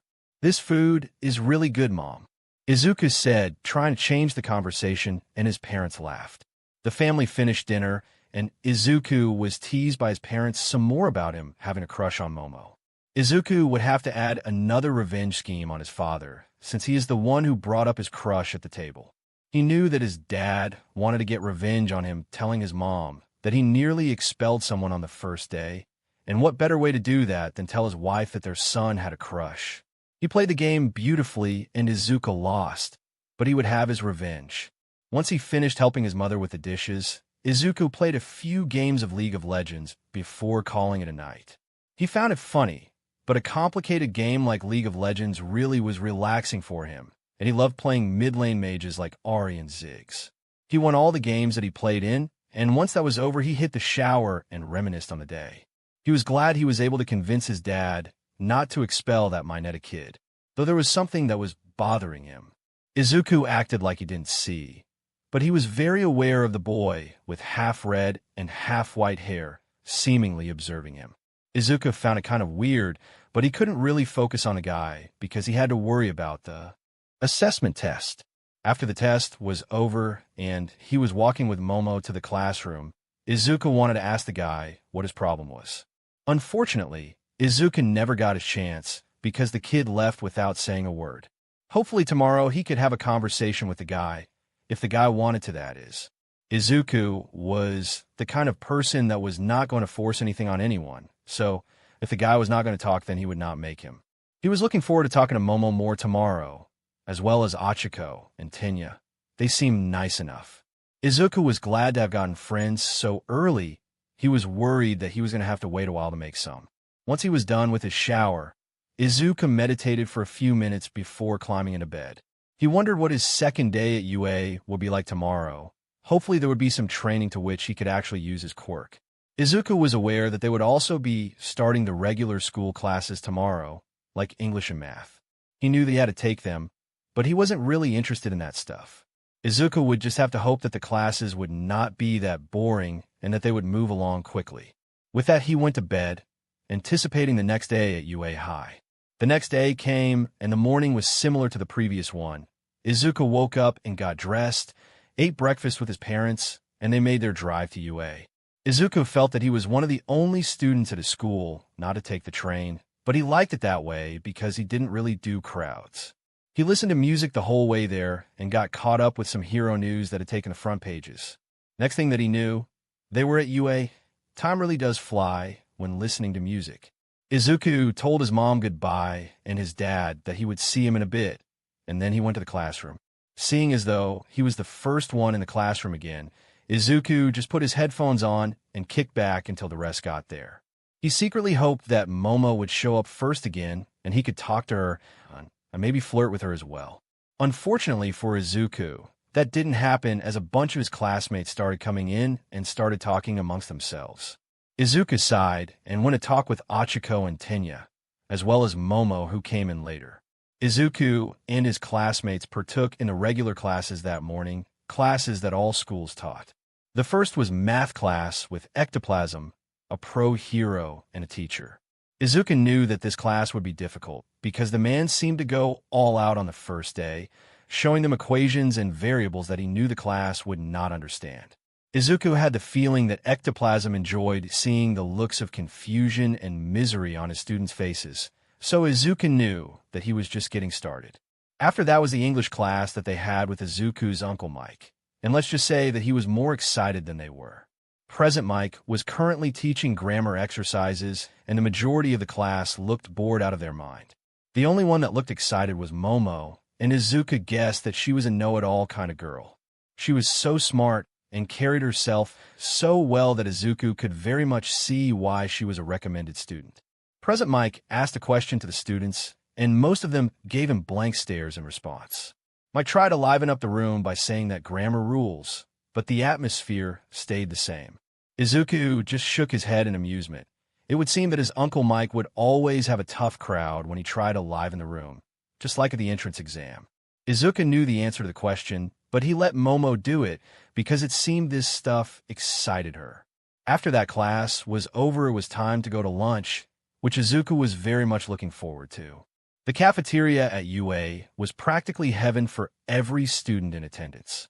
It was run by the pro hero and famous chef known as Lunch Rush. There was a wide variety of foods that the students were able to choose from, so there was really something for everyone. Izuku couldn't decide what he wanted, so he took a few pieces of many things. He got some dumplings, fried rice, and some beef too, as well as some fried vegetables. Once he got his food, Izuku went to find a table, and then saw that Momo was waving him over, so he went to sit down with her. Tenya, Ochaco, Ojiro, and Tsu were also at the table with her.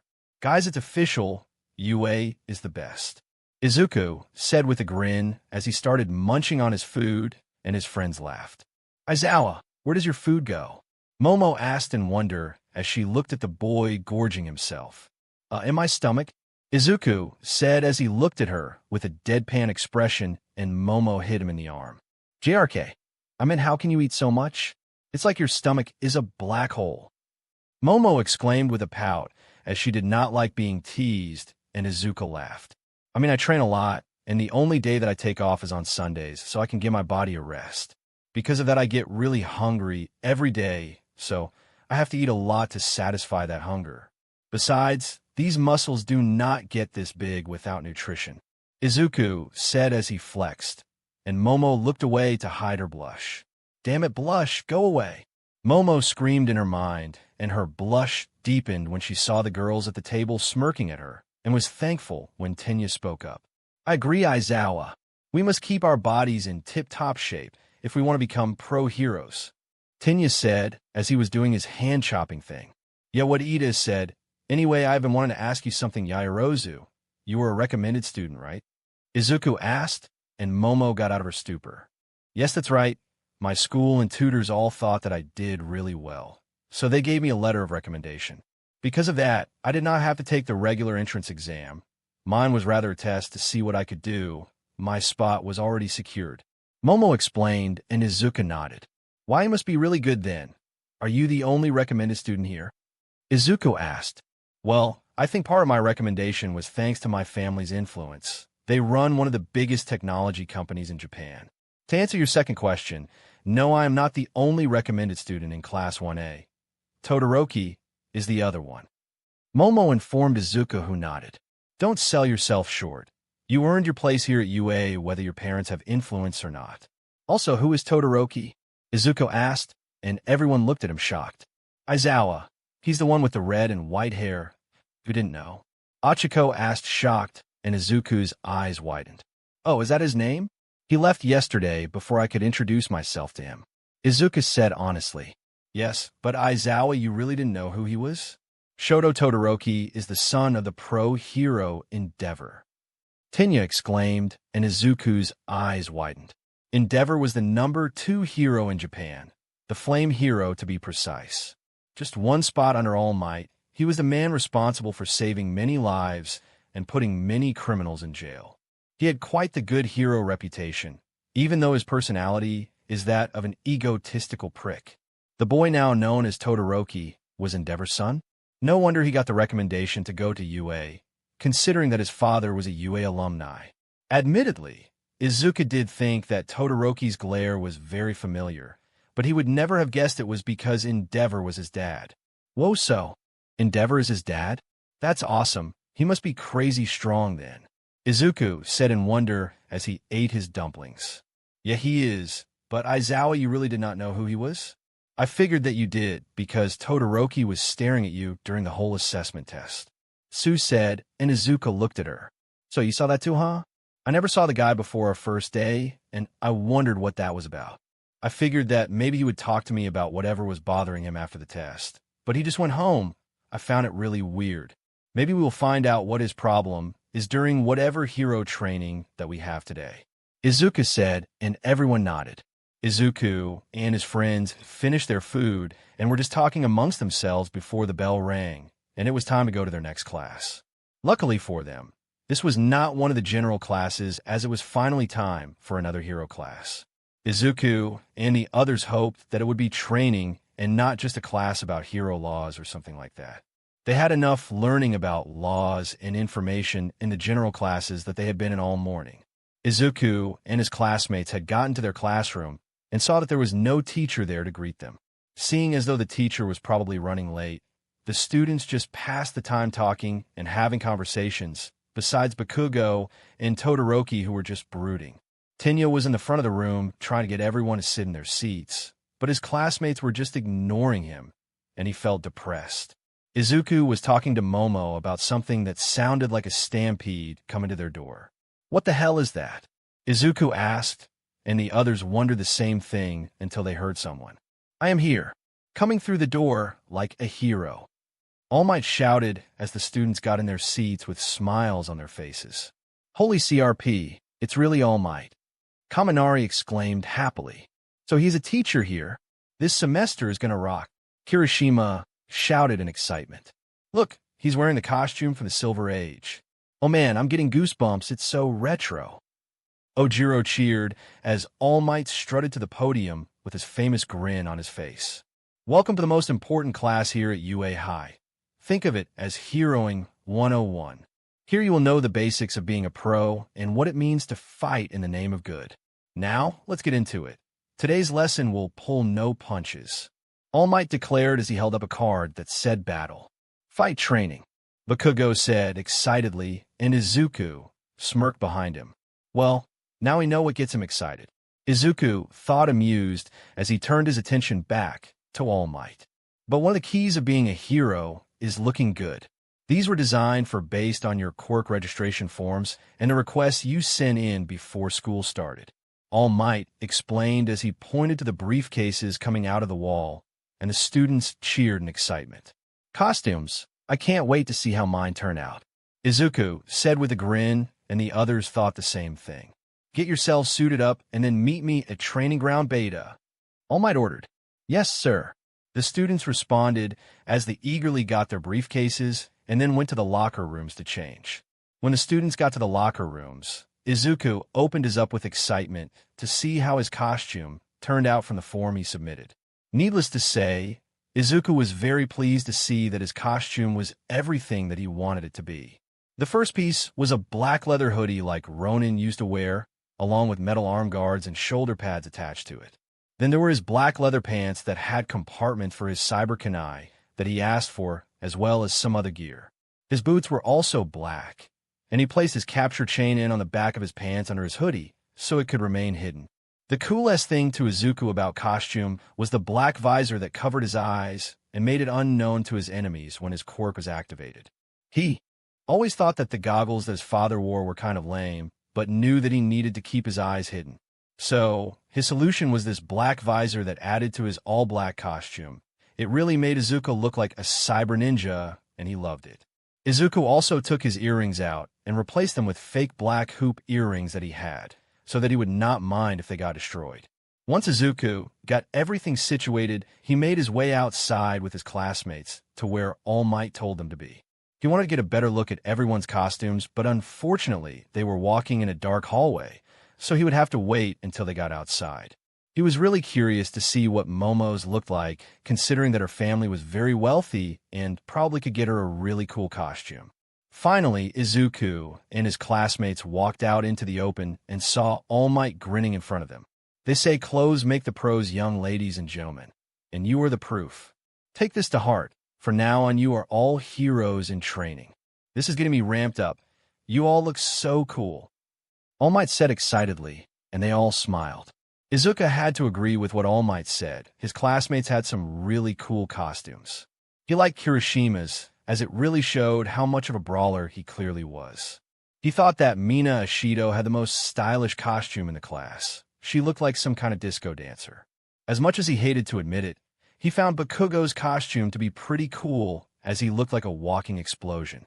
However, the coolest costume in the class to Izuku was definitely Ida's. "Wow, Ida, that costume is awesome," Izuku praised as Ida looked like a knight in shining armor. "Thank you, Aizawa. Your costume is incredible as well. You look like a cyber ninja," Ida said in amazement as Ochaco and Momo came over. "Ida is right, Aizawa, you look so cool," Ochaco said in her usual bubbly voice, and Momo nodded. "Yes, quite the good choice for a costume, Aizawa," Momo said in approval, and Izuku smiled. Thanks, guys. I like your costumes, too. You look like an astronaut, Uraraka, and Yaoyorozu is the reason why your costume shows so much skin is because of your quirk. Izuku asked as he wondered what was up with the leotard, and Momo blushed a bit. Yeah, I have to show skin in order for my quirk to work, as the materials come out of the lipids in my body. The support team thought this was the best option, so I just went with them. Momo said sheepishly as she scratched her head. Makes sense, but what about just having compartments? Izuku asked, and Momo looked confused. Compartments? Momo asked, and Izuku nodded. Yeah, say you had a bodysuit that had compartments all over that open whenever you create something and close when you're finished creating. That way you can show less skin and, more importantly, create more things easily on the go. Izuku explained, and Momo widened her eyes. In truth, Momo did not like how much skin she showed when it came to her costume. She did not want to reveal that much of her body, especially after that Mineta kid tried to peek into the girls' locker room earlier. But she knew that she had to have that costume because of her quirk and how she needed to have her skin showing. But with Aizawa's idea, she found that it was a lot better than her original costume and would ask for a change right away. You make a good point, Aizawa. I think I will ask for a change, think. You. Momo said gratefully, and Izuku smiled. No problem, glad to help. Izuku said honestly, but he had to admit Momo looked hot in her costume. They all turned their attention to All Might as he started speaking. So, now that everyone is suited up, shall we get started? You bunch of newbies? All Might asked with intensity, and they all nodded, though Izuku didn't really like to be called newbie. All Might explained that the battle exercise that they would be taking part in today would involve the students being split up into teams of two. One team would be the heroes, and the other team would portray the villains. It was resembling a situation where the villains had a nuclear weapon. For the hero team, they can win if they capture the villains or the bomb. The villains can win if they capture the heroes or protect the weapon within the time limit.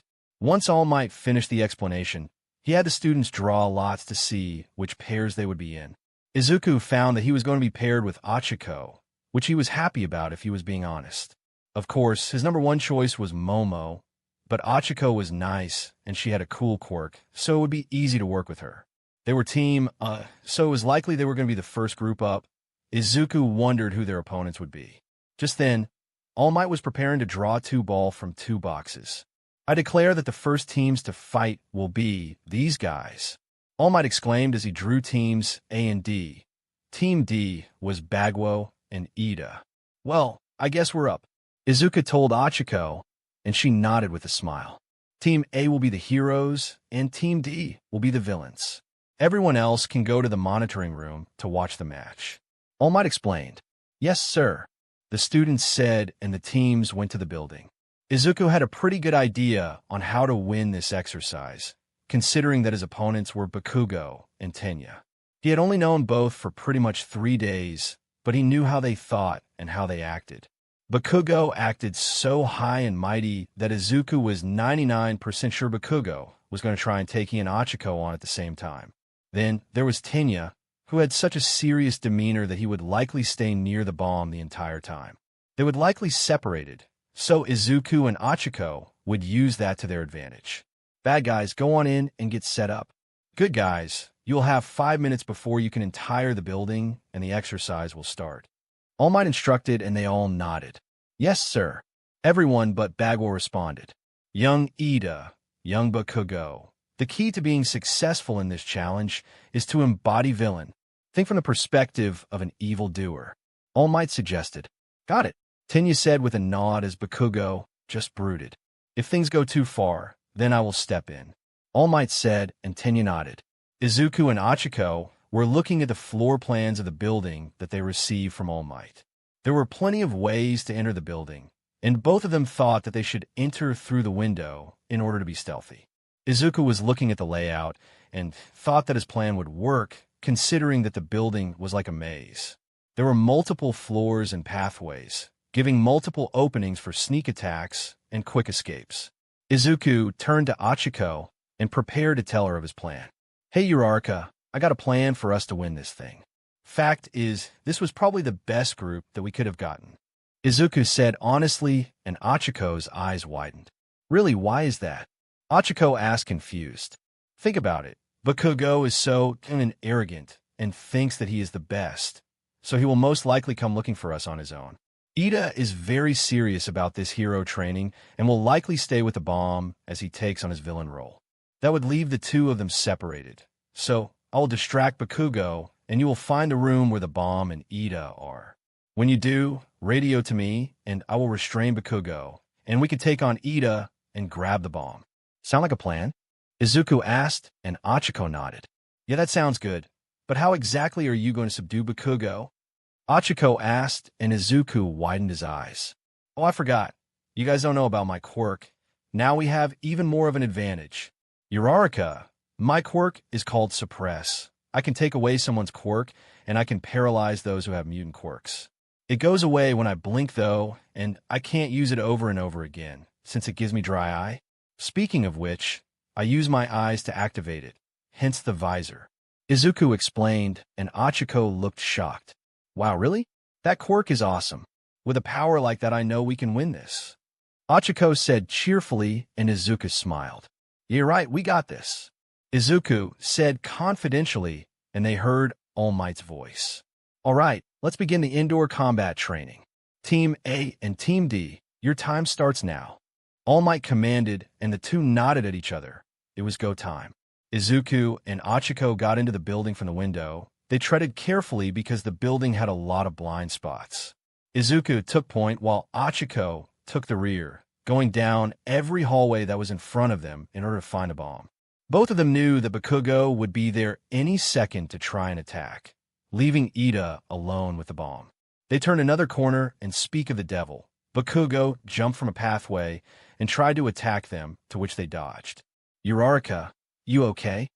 Izuku asked. Yeah, I'm fine, Ochaco assured, but she was a little freaked out by Bakugo's attack. So you dodged that, huh? Well, it doesn't matter because dodging won't save you. But don't worry, I won't hurt you too bad that you will have to go to the nurse's office. Bakugo boasted as he charged at Izuku. Bakugo charged Izuku with a left hook incoming, but Izuku was ready for it and grabbed Bakugo's arm, causing him to stop in shock at what just happened. Izuku then used his strength to flip Bakugo on his back, causing him to cough in pain.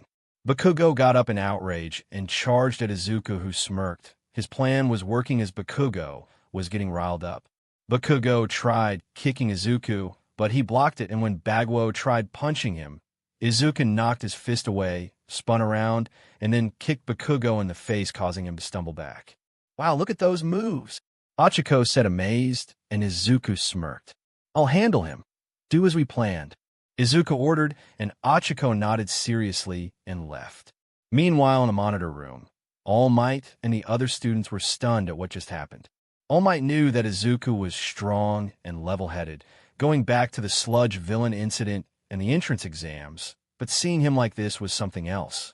He was clearly not easily tempted, as he didn't even respond to young Bakugo's taunts. All Might also noticed that the boy did not use his quirk yet, so he was clearly planning something, but what? Whoa, Aizawa can't fight. Sato said impressed. Yeah, that looked like it hurt, and he hasn't even used his quirk yet. Siro said amazed. Uraraka is going after the bomb, likely setting up a sneak attack on Ida. Bakugo messed up by going after them alone. Clearly Aizawa has a plan, and if he somehow manages to subdue Bakugo, then he and Uraraka can gang up on Ida 2-1. Momo said intelligently, and everyone looked at her in shock of how smart she was. That's correct, young Yaoyorozu. But what exactly will the hero team do to make their plan a success? Let's find out. All Might exclaimed as they continued to watch the screen. Uraraka had gone to find the bomb, which just left Izuku and Bakugo as they were staring at each other waiting to make the first move. Bakugo was growling and seething. He was angry that Izuku got 2 hits on him, and it was very obvious. Izuku was inwardly smiling because his plan was going accordingly. Bakugo didn't try to chase after Uraraka because his pride would not let him. Just then, Izuku thought he had heard Ida on Bakugo's earpiece. Listen, Four Eyes, just guard the bomb and don't get in my way. I have more important things to worry about. Bakugo snarled as he took the earpiece out.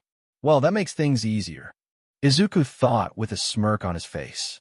Bakugo charged at Izuku again and blasted him, to which Izuku dodged and somehow disappeared with the smoke. Bakugo was stunned and outraged and went off to find Izuku with rage in his eyes. Unknown to Bakugo, he was playing right into Izuku's little game. Thanks to the training that he had with his dad, Izuku was prominent in stealth and knew how to stay hidden. All he had to do was wait for Ochaco to tell him where the bomb was, and he would subdue Bakugo and go join her. How did Aizawa do that? Is he a ninja? Kaminari asked, shocked, and the others were too. It seems that the costume is not just for show.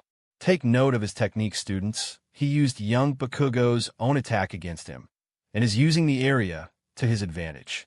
There are 9 minutes left in the exercise, and with that kind of time, young Aizawa can trick young Bakugo into going further and further away from the bomb. And what of young Uraraka? What is her role in all of this? Let's find out. All Might exclaimed as the students paid closer attention. Bakugo was getting more and more irritated, and Izuku was having a blast, literally.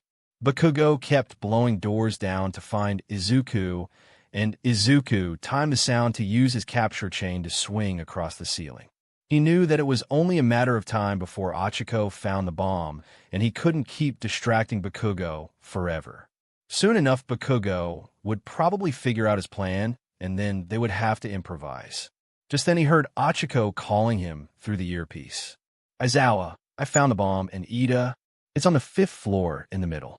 Ochaco informed Izuku. That's right above me. Fantastic. All right, I'll deal with Bakugo and meet you there in a minute. Izuku said. Got it, see you soon. Ochaco said, and Izuku heard Bakugo's voice. Damn it, come out you BSDRD. Bakugo screamed in rage, but froze when he heard a voice behind him. All you had to do was ask.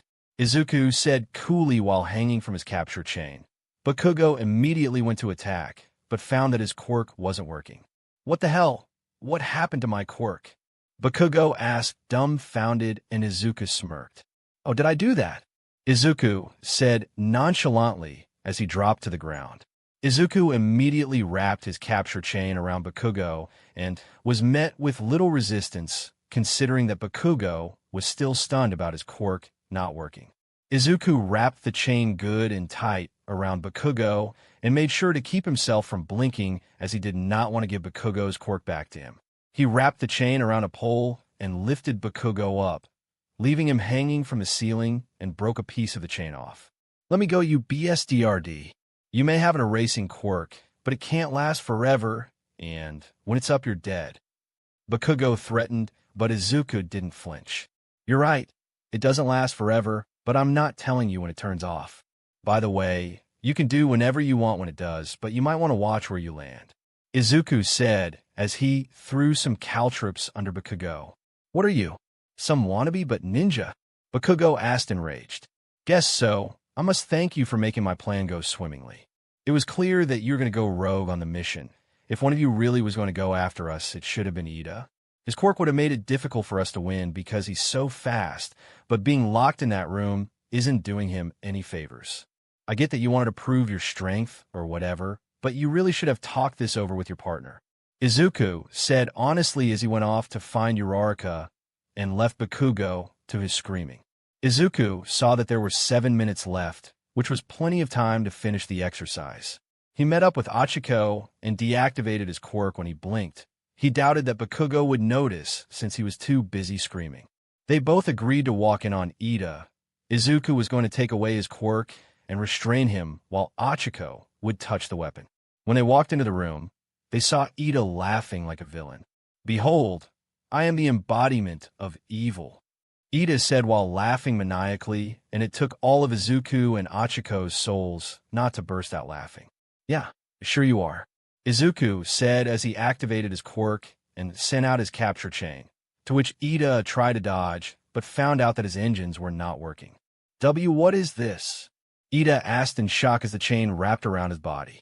Sorry, Ida. Bakugo taking out his earpiece really screwed up your chances at winning, Izuku stated as Ochaco touched the bomb.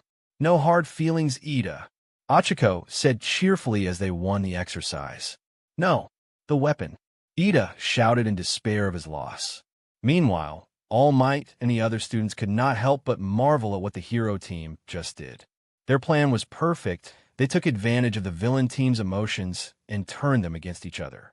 The skills that Ochaco showed at Recon were very impressive, and the stealth that Izuku showed was downright scary. All of the other students could see that Izuku did not just make it into UA because he was Mr. Aizawa's son. He could fight, and he had a powerful quirk. Momo looked at him in amazement with a blush on her face. Aizawa didn't brag, but he was definitely a strong student. The hero team wins. All Might exclaimed, and Izuku and Ochaco fist bumped on a job well done. The first match of the combat training was over with Izuku and Ochaco as the winners.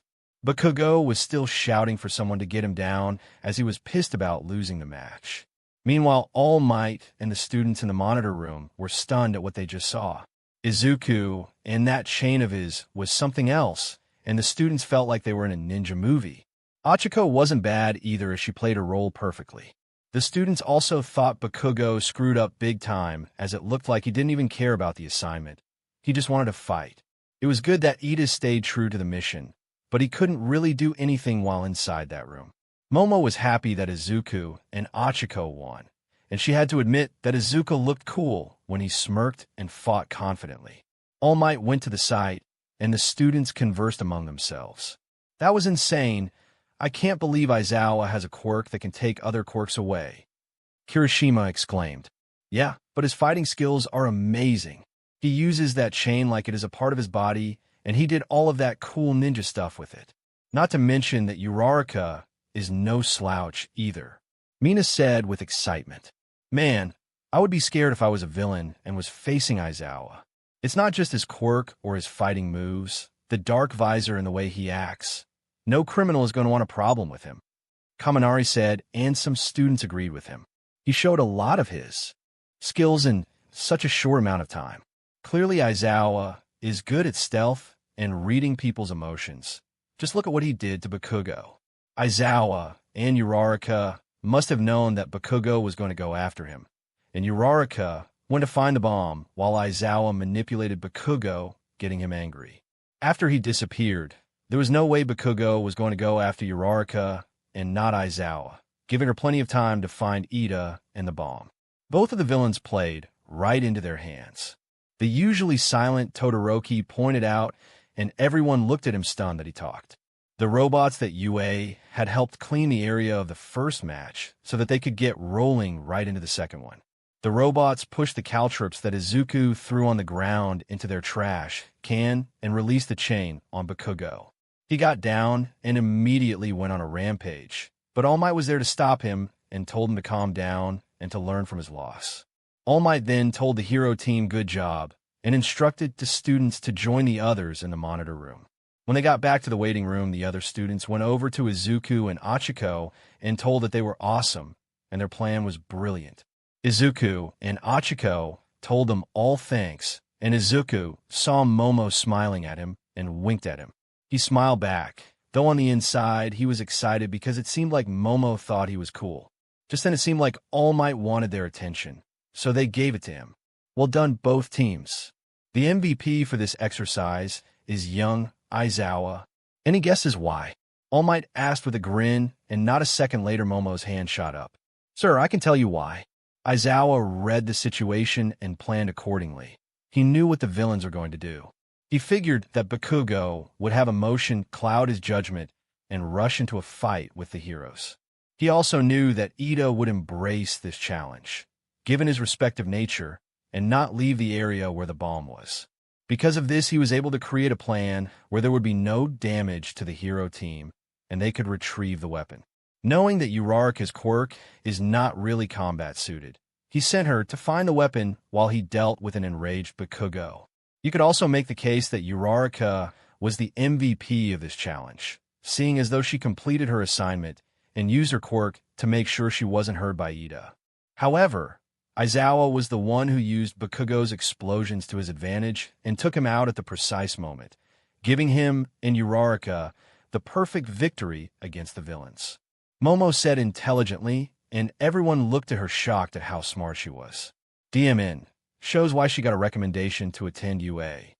Izuku thought impressed. This girl really has a good eye on her. All Might thought a bit intimidated by Momo's intelligence, but he soon cleared his throat. Well, you forgot one thing. Young Ida could have relaxed a bit more, but other than that what you said was correct. All Might exclaimed, giving Momo a thumbs up. One should always start with the basics and devote themselves wholeheartedly to learning. That's the only way to become a top hero, Momo said with conviction as she placed her hands on her hips. All of the students were once again stunned by how smart she was, but some of them thought that she was being condescending. Others were a bit annoyed because they thought that the reason she gave all those details was to show how much better she was than them. Izuku didn't think like that, though. He knew that Momo was smart, and she was conveying all that she learned over the years. Plus, he found it ceesy how she talked with intelligence and conviction. But that didn't mean he wouldn't tease her about it. Hey, Yaoyorozu, do you want a soapbox to stand on and have a flag behind you? Izuku joked, and the others started laughing, but Momo growled and marched to Izuku. JRK, Momo said as she punched Izuku in the arm and got more infuriated when she saw that it didn't faze him. DM in his muscles. Momo thought, enraged, as she glared at the smirking Izuku while the others were looking at them. They are totally going to be a couple. Most of the students thought amused, and All Might got control of the class. All right, folks, let's keep this train moving. Think about everything we saw and discussed as you tackle this training for yourself. All Might commanded, and they all nodded. Yes, sir, everyone but Bakugo said, as he was busy brooding and looking like he was having a panic attack. The next two groups headed to Battle Building B, and Izuku went to go stand next to Momo while Ochaco and Tenya joined them. Momo told Izuku good job and smiled at him, to which he smiled back, but he could not stop looking at Bakugo. He didn't know what the kid's problem was, but he was acting like losing was the end of the world. Bakugo was number 1 on the entrance exam, while Izuku was number 2, so he knew that the blonde was strong. He also knew the kid had pride and a giant ego, but this was ridiculous. He turned his attention away from Bakugo and took out some eye drops and put them in his eyes. Are your eyes okay, Aizawa? Momo asked, concerned. Yeah, I'm fine, but using my quirk gives me dry, hence why I don't use it over and over. Izuku explained as he put the drops in his eyes. Oh, so that's why you wear that visor. Uraraka said, and Izuku nodded. It is too bad to give him dry eye. That quirk is amazing. The other students thought as they turned their attention to the monitor. The next match was between the villain group that consisted of Masahiro Ojiro and Toru Hagakure versus the hero team made up of Mizo Shoji and Shoto Todoroki. Izuku paid close attention to Todoroki as he wanted to know what his quirk and fighting style was like. Izuku was still not over how the guy was staring at him all day yesterday with that glare of his. He really wondered what Todoroki's problem with him was and why he had a problem with him in the first place. The group saw that the villain team was ready for anything, though Izuku had to wonder how uncomfortable Hagakure was being naked in public, even though she was invisible. Now that he took a closer look, he saw that Ojiro looked a bit uncomfortable, and Izuku couldn't blame him. They then saw the hero team, and Shoji apparently had a quirk that allowed him to produce different body parts on his arms, great for recon. Then they saw Todoroki order Shoji to go outside while he just walked in. What is he doing? Izuku and the others wondered until their eyes went wide like fish.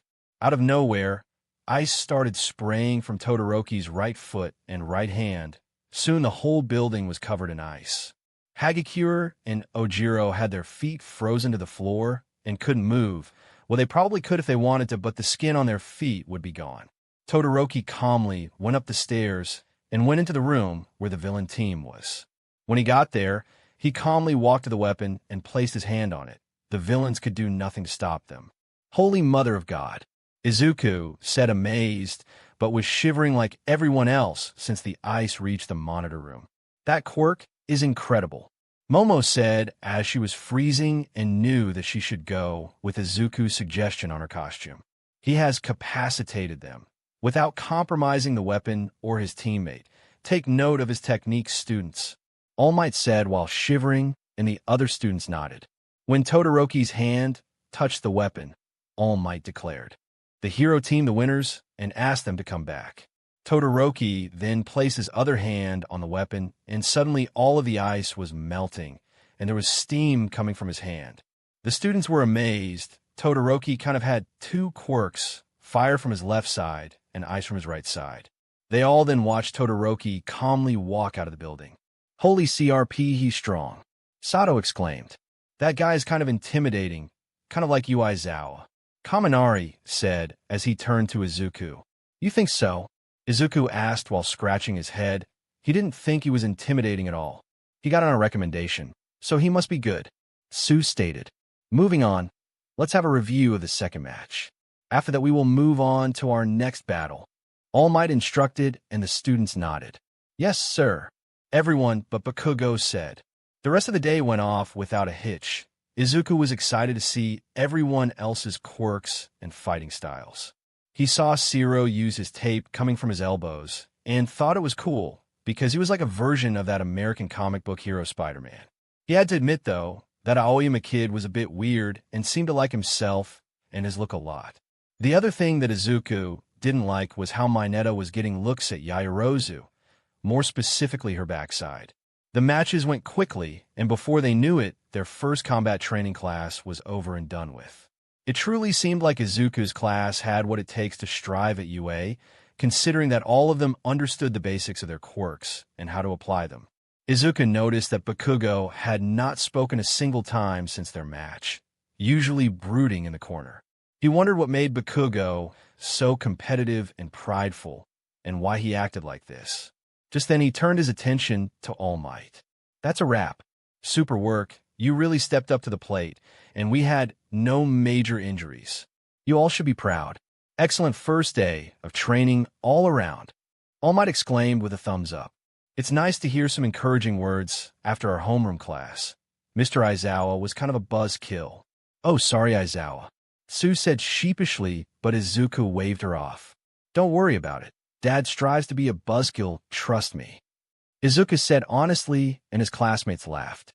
"I'm happy to bring such staggering positivity to my alma mater." That's all for now, folks. Now watch how a pro hero exits. Like he has somewhere to be, All Might said before dashing off. "Okay, guys, now that is a hero," Kaminari said excitedly. "Oh man, I'll never be that fast," Ojiro said dejectedly. The students began to walk back to the changing rooms so that they could get out of their costumes, much to Izuku's disappointment, since his costume was much more comfortable than the uniform they had to wear. Momo told him that after the ice incident, she would definitely be asking her company to make a bodysuit for her, just like Izuku described. Izuku laughed and told her that he was glad to hear it. Izuku stayed close to Momo as they walked to class and sent glares at Mineta, who tried to get close to the girls. Izuku and his friends had a couple more classes until they were finally done for the day. His dad did not teach today, but Izuku figured that he was busy looking at the video footage of the matches in All Might's class. Izuku had forgotten how exhausting school could be, especially because the first 2 days had been so easy. He couldn't wait to go home, take this uniform off, and enjoy some of his mother's home cooking. Izuku was talking to Momo, who told him that she had texted her family's company and they were already preparing her new costume. Izuku told her that he was glad she was going for the change and felt like that costume would really help her in the field, though he couldn't pass up teasing her and asking if she also asked for a soapbox. That resulted in Izuku getting a punch to the arm, which he again did not feel, and Momo got angry. Momo suddenly got an alert on her phone and told Izuku that her driver was here to pick her up. Momo asked if Izuku could walk her down, and he obliged, but he secretly wondered why she was getting a taxi instead of getting on the train.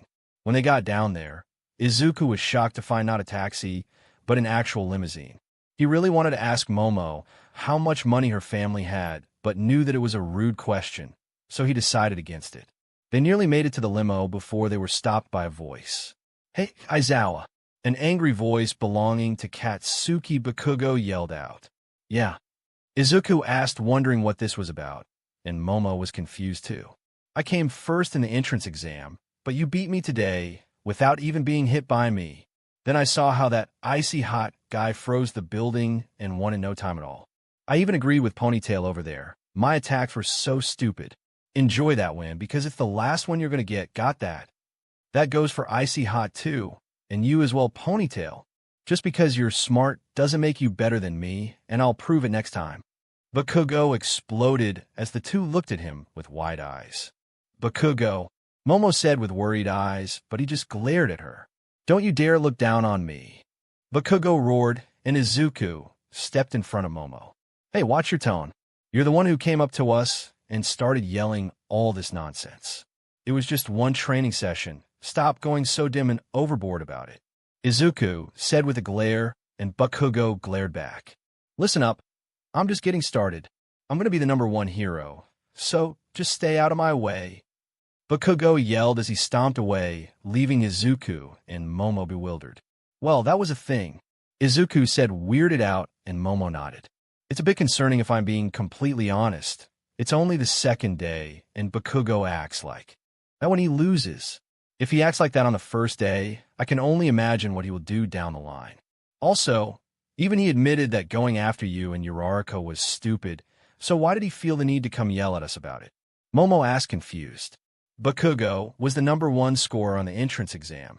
Clearly he was the strongest at his middle school, and likely had no problem towering over others.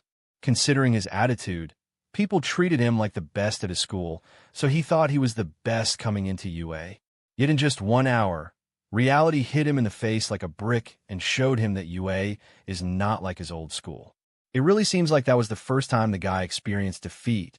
Izuku said with his thumb on his chin. I think you're right. Still, why do I feel like he won't grow from this, and instead will become even more egotistical? Momo asked, and Izuku shrugged. Guess we will find out soon. Izuku said, and Momo nodded as they heard the horn of Momo's limo driver. All right, guess I will see you tomorrow, Aizawa.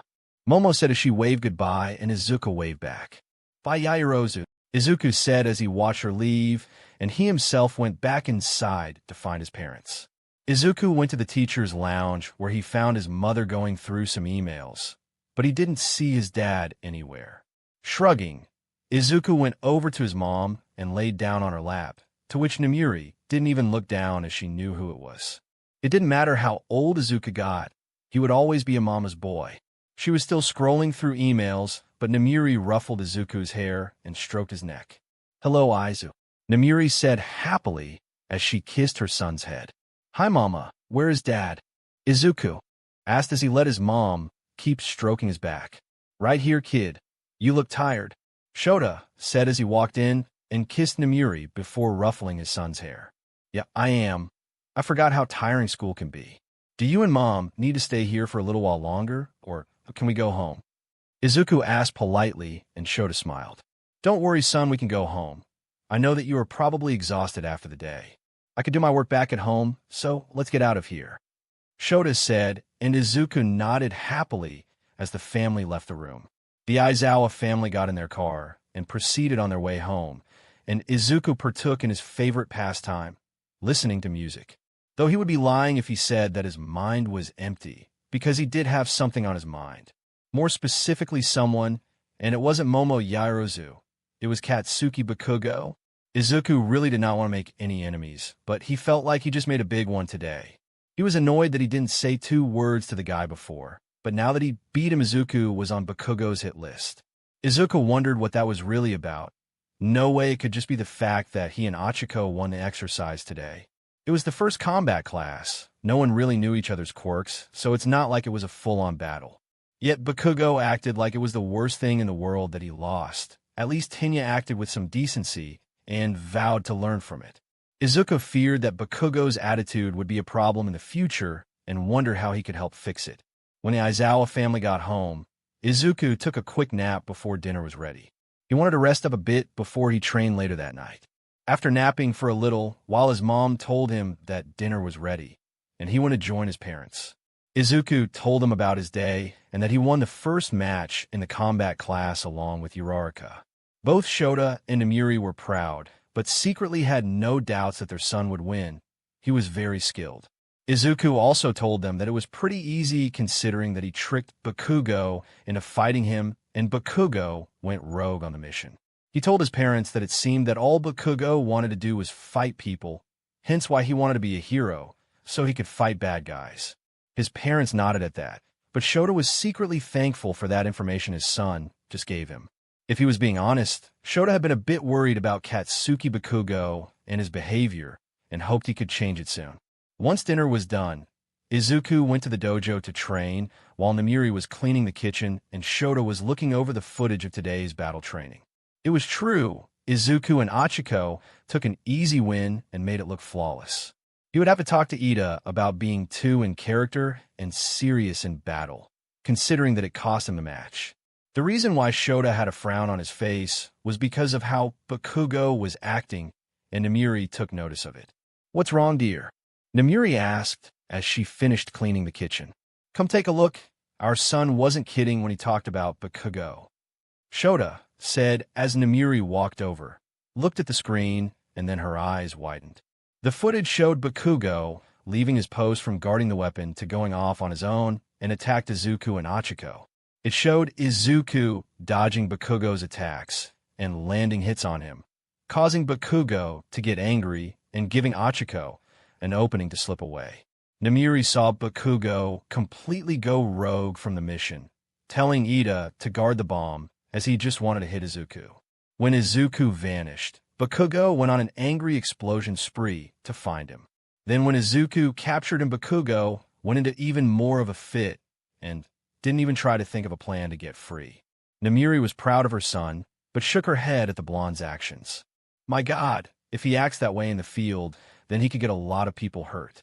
I wonder why he is always so angry and why he is taking this loss so badly." Namiri couldn't help but ask. "Beats me. Ever since he got into UA, though, I have noticed that he has a high opinion of himself. He clearly is strong given the fact that he has a powerful quirk and finished first in the entrance test. But where did this attitude come from? Does he really expect to become a pro by not working with others and deviating from missions?" Shota asked, and Namiri typed something on her phone, and then it made a sound. "Honey, listen to this. I just pulled up Bakugo's record. He went to Alder Middle School, where he had the top scores, and he aced all of the mock tests. Bakugo is also the only one from Aldera to attend UA. No, scratch that. He is the only one of his class to attend a hero school. It seems that the others in his class had weaker quirks compared to him, or just didn't know how to use them properly. I just searched Aldera. It's very low on the list of top middle schools in Japan." Namiri informed her husband, who sighed. The information that his wife just gave him told Shota everything that he needed to know about Bakugo and his behavior. The boy went to a school that did not provide any real challenge, so he aced the tests and got first on the entrance exam with a powerful quirk. This caused him to have a giant ego, and he believed that things would be similar when he got to UA. He quickly found out that it wasn't during the combat exercise and tasted his first defeat at the hands of his son and Ochaco Uraraka. Shota looked at the screen again and saw that when Bakugo was in the monitor room watching the other matches with the students, he noticed that the boy was seething and shaking. Shota sighed. It really did seem like his loss today was the first one that he ever had. Then Shota saw how the boy was about to have a panic attack when Shoto Todoroki won his match in a matter of seconds. Bakugo was starting to see that just because he was the best in Aldera didn't mean that he was the best at UA. "Sigh, it's only been 2 days, and I already have my work cut out for me." Shota groaned in annoyance, but Namiri wrapped her arms around him. "Don't worry, honey. If anyone can correct that boy's behavior, it will be you," Namiri encouraged as she kissed her husband on the cheek, and Shota smiled. Izuku had finished his training, and now he was in his room going over things in the textbook. One thing that Izuku knew he had to do to survive at UA was study, because they would not pull any punches. Heroics was not just about being strong and having a good quirk, it was also about laws, knowledge, and overall smarts. It was a pain if Izuku was being quite honest because he didn't really like to study, but he swallowed it for becoming a pro hero in the future. The next day came soon after, and the morning was a bit different than the Aizawa family was used to. The media was hounding the UA campus, trying to get information out of the students to see what it was like having All Might as a teacher. Shota went into a rant about how he hated the media, only to find that his son and wife had disappeared. Grumbling at the fact that his family left him ranting like an idiot, Shota went outside to handle the reporters. Izuku got to the classroom and saw that Momo was sitting in her seat, so he went to go talk to her. Making his way over there, he noticed that Bakugo was once again brooding and seemed to be glaring at him, but Izuku paid him no mind. He also noticed that Todoroki was staring at him again, and he wondered what that was about, but he would find out later. The only thing that was on his mind was a certain onyx-haired beauty that was right in front of him.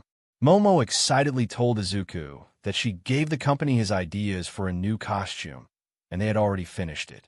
Izuku was glad that Momo took his advice and was amazed at how quickly the company got it done. No wonder they were so renowned. He couldn't help himself from teasing her, though, so he asked if she also had them make a soapbox for her to stand on when she gave speeches.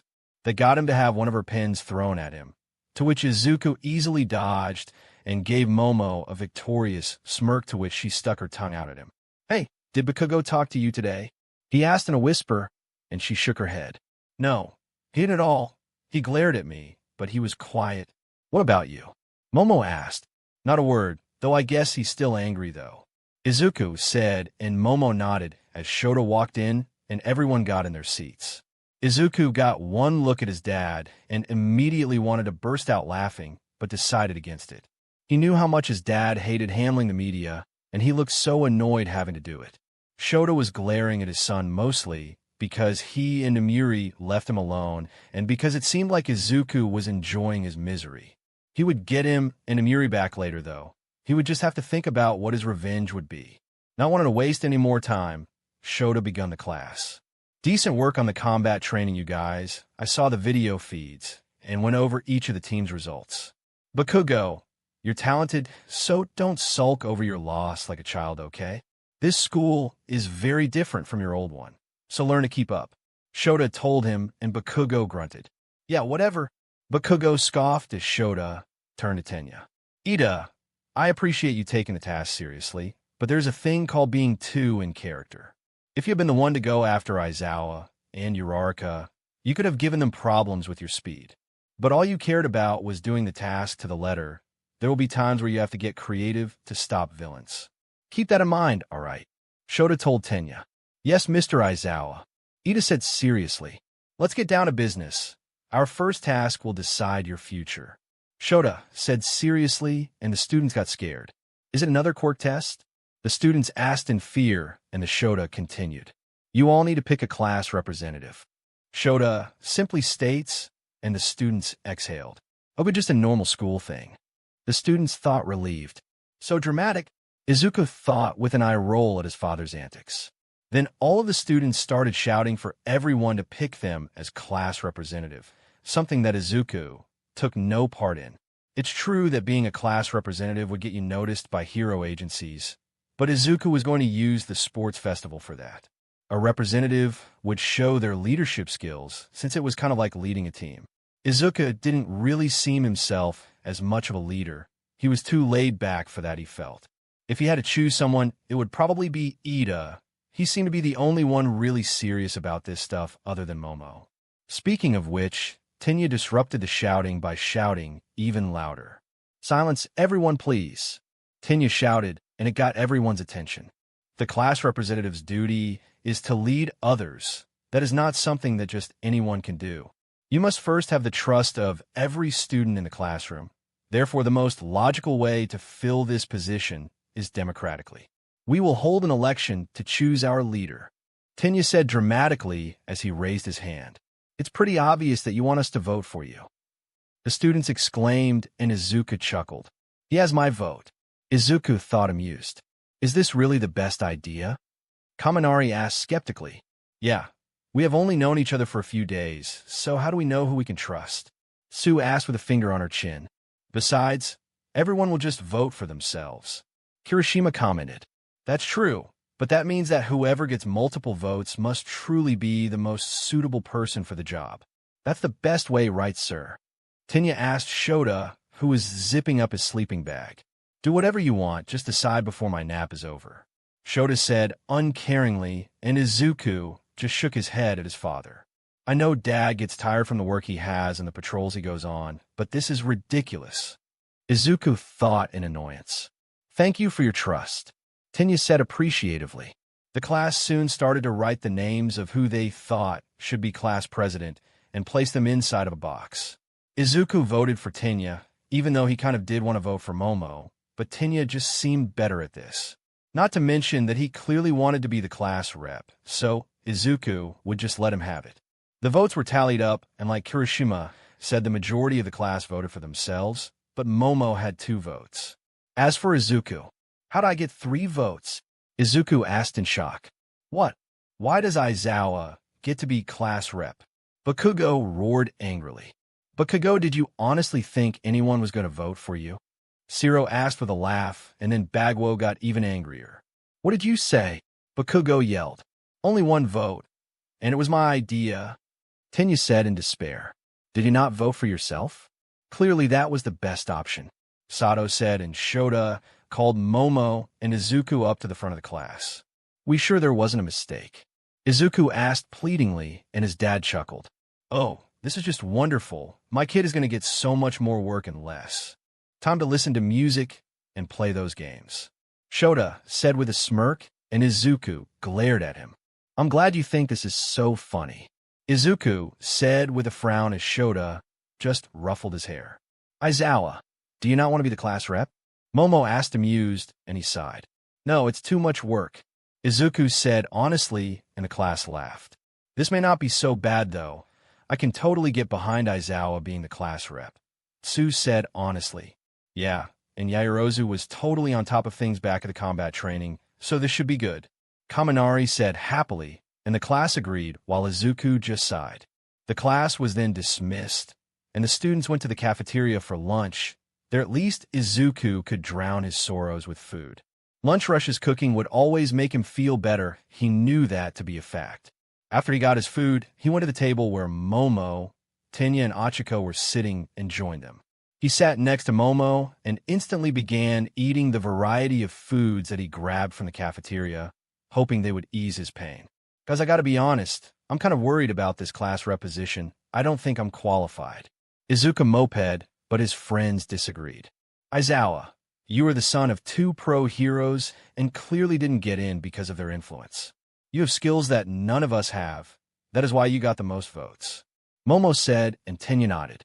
You'll be great. The courage that you possess and the fact that you can read situations quickly will make you a worthy leader. Those are the reasons that I voted for you, along with the fact that you stay cool in critical situations, Tenya praised. Yeah, Aizawa, you'll be great, Ochaco said in a cheerful tone. If you guys think so, Izuku said as he gave up. Ida, I have been wondering something about you, though. You are filthy rich, aren't you? Ochaco asked with stars in her eyes, and Momo and Izuku looked at her. Weirdly, a Uraraka, what are you talking about? Izuku asked confused, and Tenya sighed. I thought that people would treat me differently if they knew about my family. That is why I try to keep it secret. You see, the Idas have been pro-heroes for generations. It runs in our BLD. The latest pro-hero in the family is my older brother, who is none other than the turbo hero, Ingenium, Tenya said proudly, and the other 3's jaws dropped. What?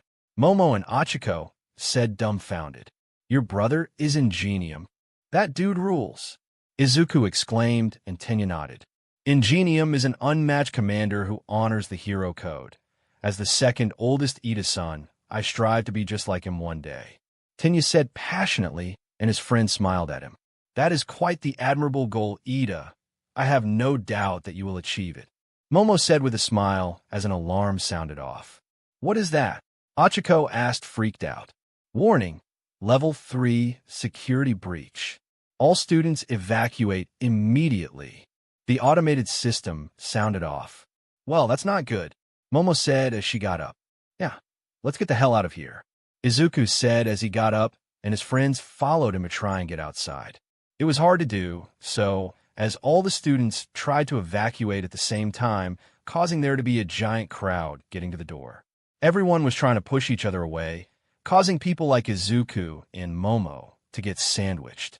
Tenya somehow made it to the window to try and find out what was causing this panic. And when he found the answer, he couldn't help but become annoyed. Finding Ochaco, he asked her to use her quirk on him and floated to the ceiling using his engines. Listen up, Everything is fine. It's just the media that's outside, so there's nothing to worry about. We are a student of UA High. We need to remain calm and show why we are the best of the best." Tenya exclaimed, and the panic died. The students then heard the sirens of police cars, so that let them know that the police were there to handle the press that were trespassing on UA grounds. Tenya got back down, and the members of Class 1, he gave him a pat on the back for getting the situation under control when they were just panicking. Izuku knew that he was not fit to be the class rep, going by his personality and everything, and Momo would be a good vice president. He knew who the best person for the class rep role was, and it was Tenya Ida, someone who earned the position after what he just did. Izuku knew what his first act as class rep was going to be. After the incident with the media, Izuku and his classmates went back to class, though they could not help but be annoyed at the whole situation. They knew that All Might becoming a teacher at UA was a big deal, but did they really need to try and swarm the school in order to get an interview out of him? The guy was talk shows all the time, so why did they need to come to UA to get answers from him? Izuku was now starting to see why his dad hated the media so much. They could be such a pain. The other thing that Izuku was annoyed with was the fact that he was voted the student representative. Even though he had his mom's love for fashion, Izuku also had his dad's love for not standing out much. He knew all of the benefits that came with being the class rep, especially a school like UA, but Izuku really didn't feel like it was worth it. He was such a chill guy that all he wanted to do after school was listen to music, train, and play video games. He didn't want any extra work that was not already required. In Izuku's mind, the person that should be the class rep for Class 1 should be Tenya Ida, and he showed it very recently. Tenya was the only one who took charge to figure out what was going on instead of trying to get through the door like the others. Not to mention that the Ida family was a family of heroes, and Tenya clearly took the knowledge he gained to heart. Not only that, but it was funny to see Tenya be so serious about things, and Izuku knew he would do a great job. Izuku had thought about just giving the job to Momo, but felt that she would be better as the secretary, because she was so on top of things. She was clearly smart and devoted to her academics, so Izuku had no doubt that she would make a good secretary based on that. The other reason why he didn't want to move her to class rep was because some people thought that she looked down on others by the way she talked, but Izuku knew that wasn't the case. He felt it better that she become the secretary so the others could see her caring side.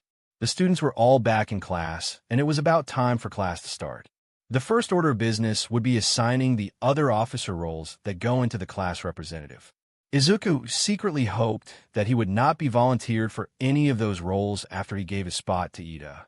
He also hoped that his dad would allow it, and not push for him to keep the role so he could have more work. Momo brought Izuku out of his thoughts by talking. "All right, class rep, it's time to begin." Momo instructed Izuku, who nodded.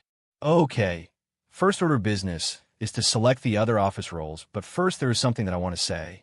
Look, I have thought long and hard about this, and I believe that Tenya Ida is the best person for the role of class representative." Izuku said honestly, and everyone gasped. "Me?" Tenya said shocked, and Izuku nodded. "Yeah, you were the only one that did something earlier while the rest of us were running like sheep for the door. Meanwhile, you did something that got everything under control and stopped the panic. You're the one who should be leading our class. If something happens, you have shown that you can rally us and lead us to the best possible solution. That is why you should be the one who is class rep, not me, because in all honesty, I'm too chill for the job." Izuku admitted, and the class laughed. "You know, I can totally get by Ida being the class rep. The guy is hella smart, and Aizawa vouched for him. Plus, he was a big help. He totally manned up and took charge right." Kirishima praised. "Yeah, totally. Did you see how he looked like the dude on the exit sign when he was up there?" Kaminari asked with a laugh. "This is a waste of time. I don't care who the class rep is, just hurry it up." Shota said annoyed. "The one in the sleeping bag doesn't get to complain about the free sleep he's getting." Izuku said annoyed at his father's antics, and a tick mark appeared on his father's head. "Did you say something, Aizawa?" Shota growled, and Izuku rolled his eyes. "No, sir," Izuku said sarcastically, and his dad growled more, and the class was watching the father and son moment in amusement. "I thank you for your trust in me, Aizawa. I humbly accept your gracious offer." I promise to carry out the sacred duties of class rep to the best of my abilities, Tenya said in his usual dramatic fashion. Sounds good, emergency exit, Kirishima said happily with a thumbs up. Emergency exit, Ida. Don't let us down, man, Kaminari exclaimed. I got one more vote than him, though, Momo said with a sad look on her face. Yeah, and you're the one who's always on top of everything, making you the perfect candidate to be the secretary. God knows none of us can keep up with that much work, making you the most important member, Izuku explained, and Momo smiled. Well, that makes me feel better, Momo admitted and couldn't see her sleeping teacher have a smirk on his face. Attaboy, he thought with a smile and praise for what his son did. Shota resumed the class, and it went on for a little while until it was finally time to call it a day and go home. All of the students packed up their things and then went to the train station, seeing as though they all lived in different districts. Izuku said goodbye to Momo and his other friends before walking with his dad to the faculty room to get his mom. Shota pulled on Izuku's ear for what he said earlier, but then ruffled his hair and approved what he told Momo. The father and son went to the faculty room to get Namiri, but found that she wasn't there and decided to wait. Meanwhile, Namiri, along with her co-workers 13, Recovery Girl, and Principal Nedzu were inspecting the damage that was caused by the press. Well, they wanted to believe that the hole in the wall was caused by the press, but they knew better. There was no way ordinary members of the press were able to do this much damage to UA's security system. Something else was going on here. The question was, what would come after this incident? How were ordinary members of the press able to bypass our security systems? Someone else must be behind this. I'm afraid some villain actually managed to infiltrate our school. But was this merely a show of power or a declaration of war? Nedzu asked his colleagues, and they all wondered the same thing. If it was a declaration of war, why choose UA and why now? We have been around for years, 13 said, a bit confused. We're the top school for training heroes, and an attack here would definitely be on the front page of the papers. It would be the best way for whatever group to get their name and their message across, seeing as though all our eyes are on UA in the first place. Concerning the timing, could it be because All Might is a teacher here now? I mean, we saw how many of those reporters were willing to storm the front gate just to ask him some questions. Midnight inquired, and Recovery Girl sighed. It doesn't matter why this happened. We need to focus on ensuring the safety of our students, Recovery Girl said, and everyone nodded. Yes, we must buff up our security measures from now on. Today, let us know that in the least. Something like this will never happen again, Nedzu said confidently, and everyone but Midnight nodded. Namiri knew that something like this could happen one of these days, since she was a teacher and all, so that is why she never worried about it. Now that her child was a student of UA, though, it made her start to worry, and rightfully so. Namiri valued being a mom and wife way over being a teacher at UA, but knew that her occupation would lead to more action.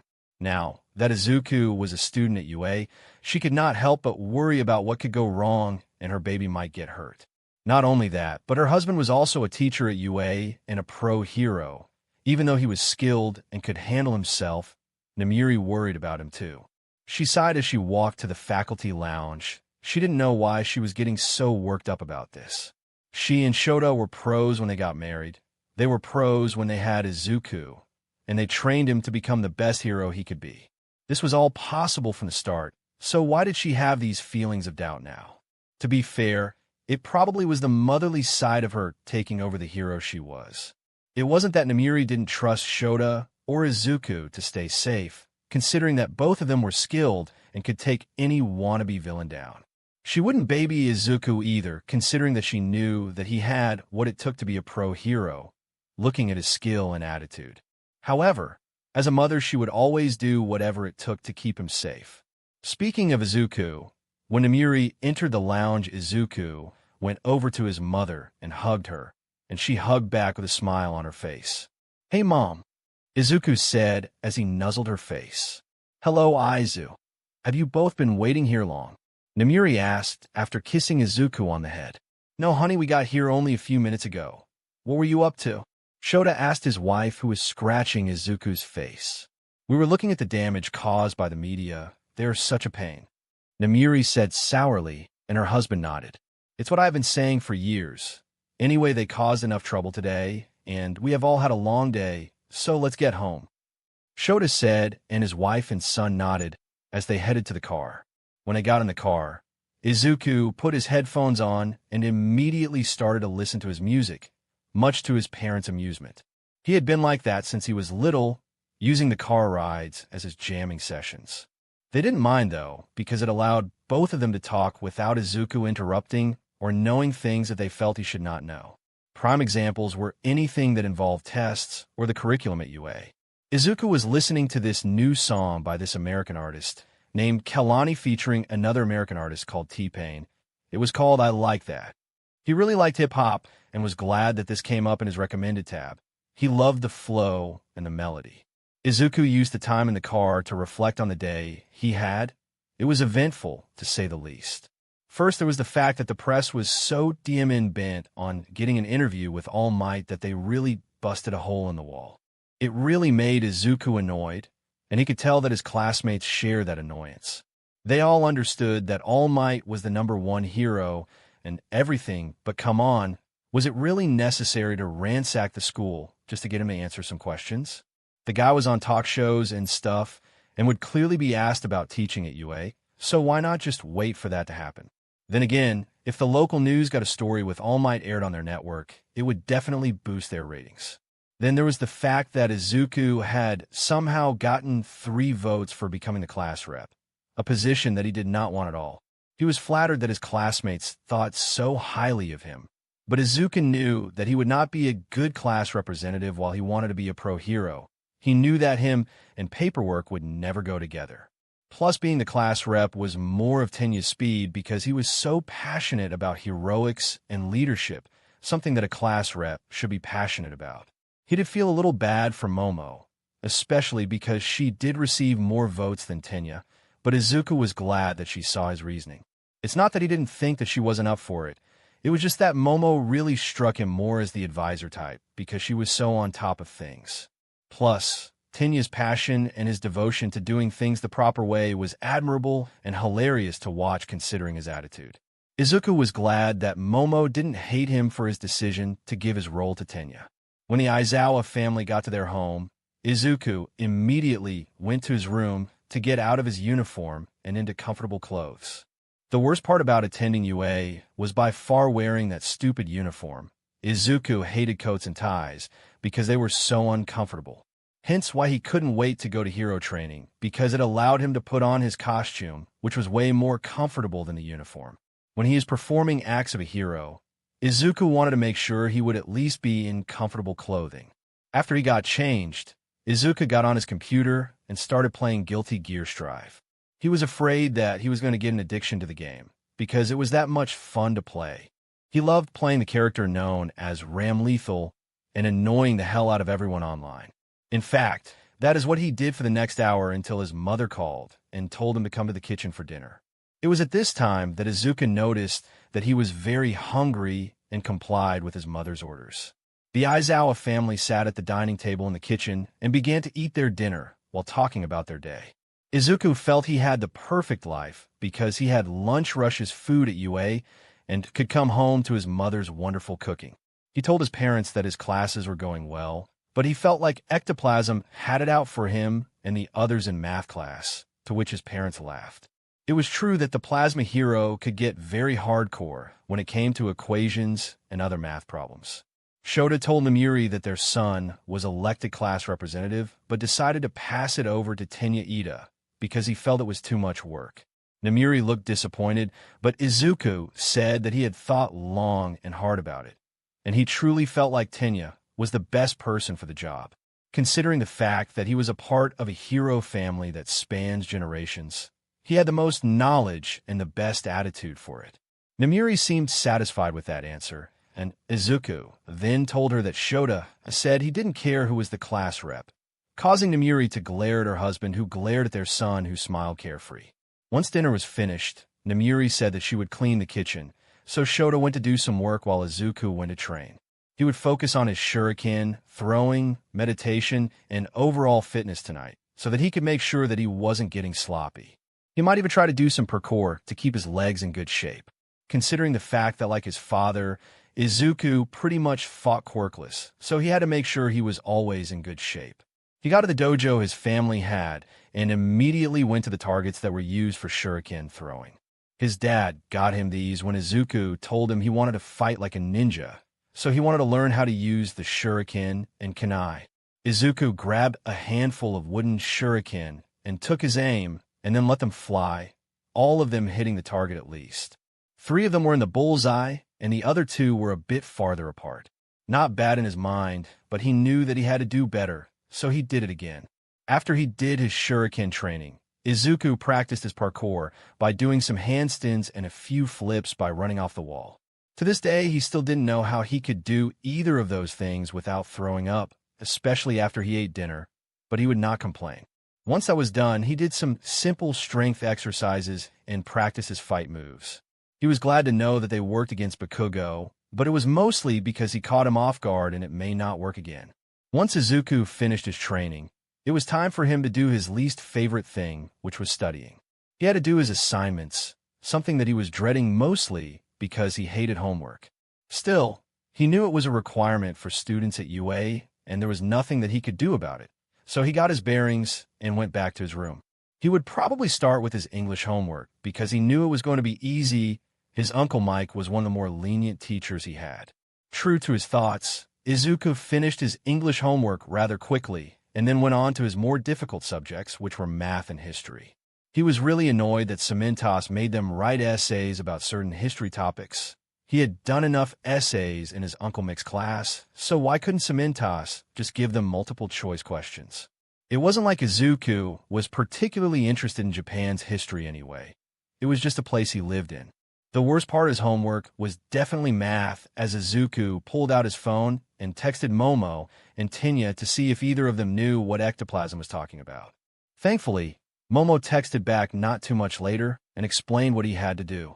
Izuku now understood and was very thankful for Momo, calling her his angel. Momo responded with the emoji that blew a kiss, and Izuku felt his face getting warmer and thanked God that his parents weren't in the room with him. Izuku finished his homework and studied for a little while later before wrapping up for the night. He felt it good to get a head start on some of the future lessons that his remedial classes would have. Once all of that was done, he hopped in the shower and enjoyed the relaxation it brought, while going over some thoughts as well. He wondered what he was going to do about taking the next stop with Momo and asking her to be his girlfriend, considering he liked her a lot. After his shower, Izuku brushed his teeth and washed his face before calling it a night and going to bed. Meanwhile, in the MSTR bedroom of the Aizawa household, Shota was watching television in bed while Namiri was brushing her hair. Both of them were in their sleepwear, and Shota liked catching up on the news before go to bed, while Namiri used brushing her hair as a coping mechanism. She was worried about what happened today and what may happen in the future.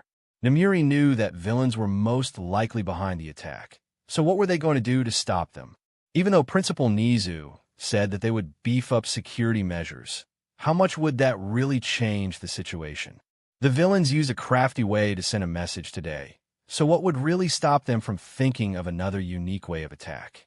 And who is to say that they will attack UA again? This could have just been a message to the pro-heroes of the world to tell them to keep their eyes open and be afraid.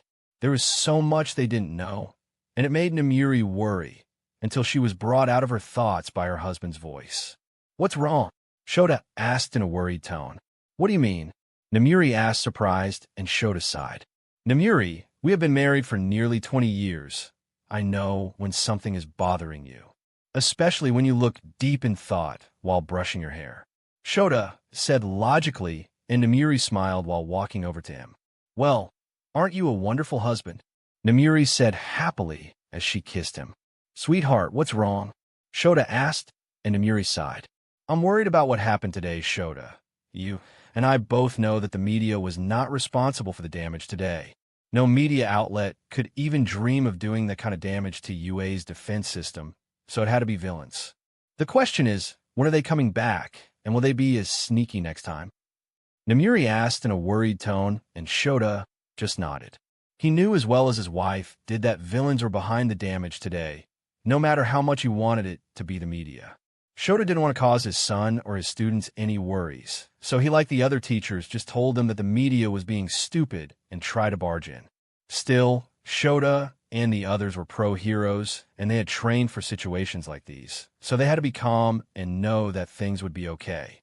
Honey, I understand your worries, but this is what we trained and became heroes for.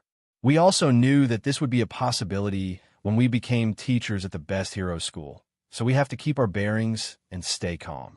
As long as we prepare for the worst-case scenario, everything will be fine and nothing bad will happen, but we can't lose ourselves before that happens. Shota explained, and Nomuri sighed. I know that, honey, but things are different now. Our son is a student at UA. It was bad enough knowing that a day may come where something might happen that could endanger the students, but now that Izuku is among them? Shota, how am I supposed to stay calm when our child could be hurt by these criminals? Nomuri asked, and Shota brought her into his arms. Because he is our kid, he has the best of both of us in him, and he has the conviction of a hero. I won't allow anything bad to happen to him, and I know that you won't either, but he can handle himself against a few low-tier criminals if the need arises. Not to mention that his classmates are not pushovers either, otherwise they would not be at UA to begin with. But we're getting ahead of ourselves, dear. Nothing has happened yet, and while we need to keep an eye out, we also need to remain calm and let the students know they are safe. Shota said with conviction, and Nomuri sighed. Shota was right, and there was nothing that Nomuri could say that would change that fact. The truth of the matter was that she and her husband were pro-heroes, and their son, as well as his classmates, looked to them for guidance and safety. If she was having these doubts and worries, the students would see, and they would start to panic, whether it be internally or externally. Even though she was a mother, and her son was at UA, she still had to play the role of a hero and teacher, putting her students' safety in front of her worries. You're right, Shota. I'm sorry for getting anxious. It's just I get so worried about Izuku, and I forget that he's growing up so fast. It doesn't matter, though. He can take care of himself, and I will protect him just like you. Nomuri said confidently, and Shota smiled. Absolutely. Now, come on, we need to get to bed, considering that we have to get up in the morning. Shota groaned, and Nomuri whacked her husband playfully on the head. Shota turned off the lights and got in bed, where Nomuri gave him a quick kiss and wrapped her arms around him before falling asleep in his chest. Shota chuckled lightly and wrapped his arms around his wife, kissing her on the head and stroking her hair just the way she liked it.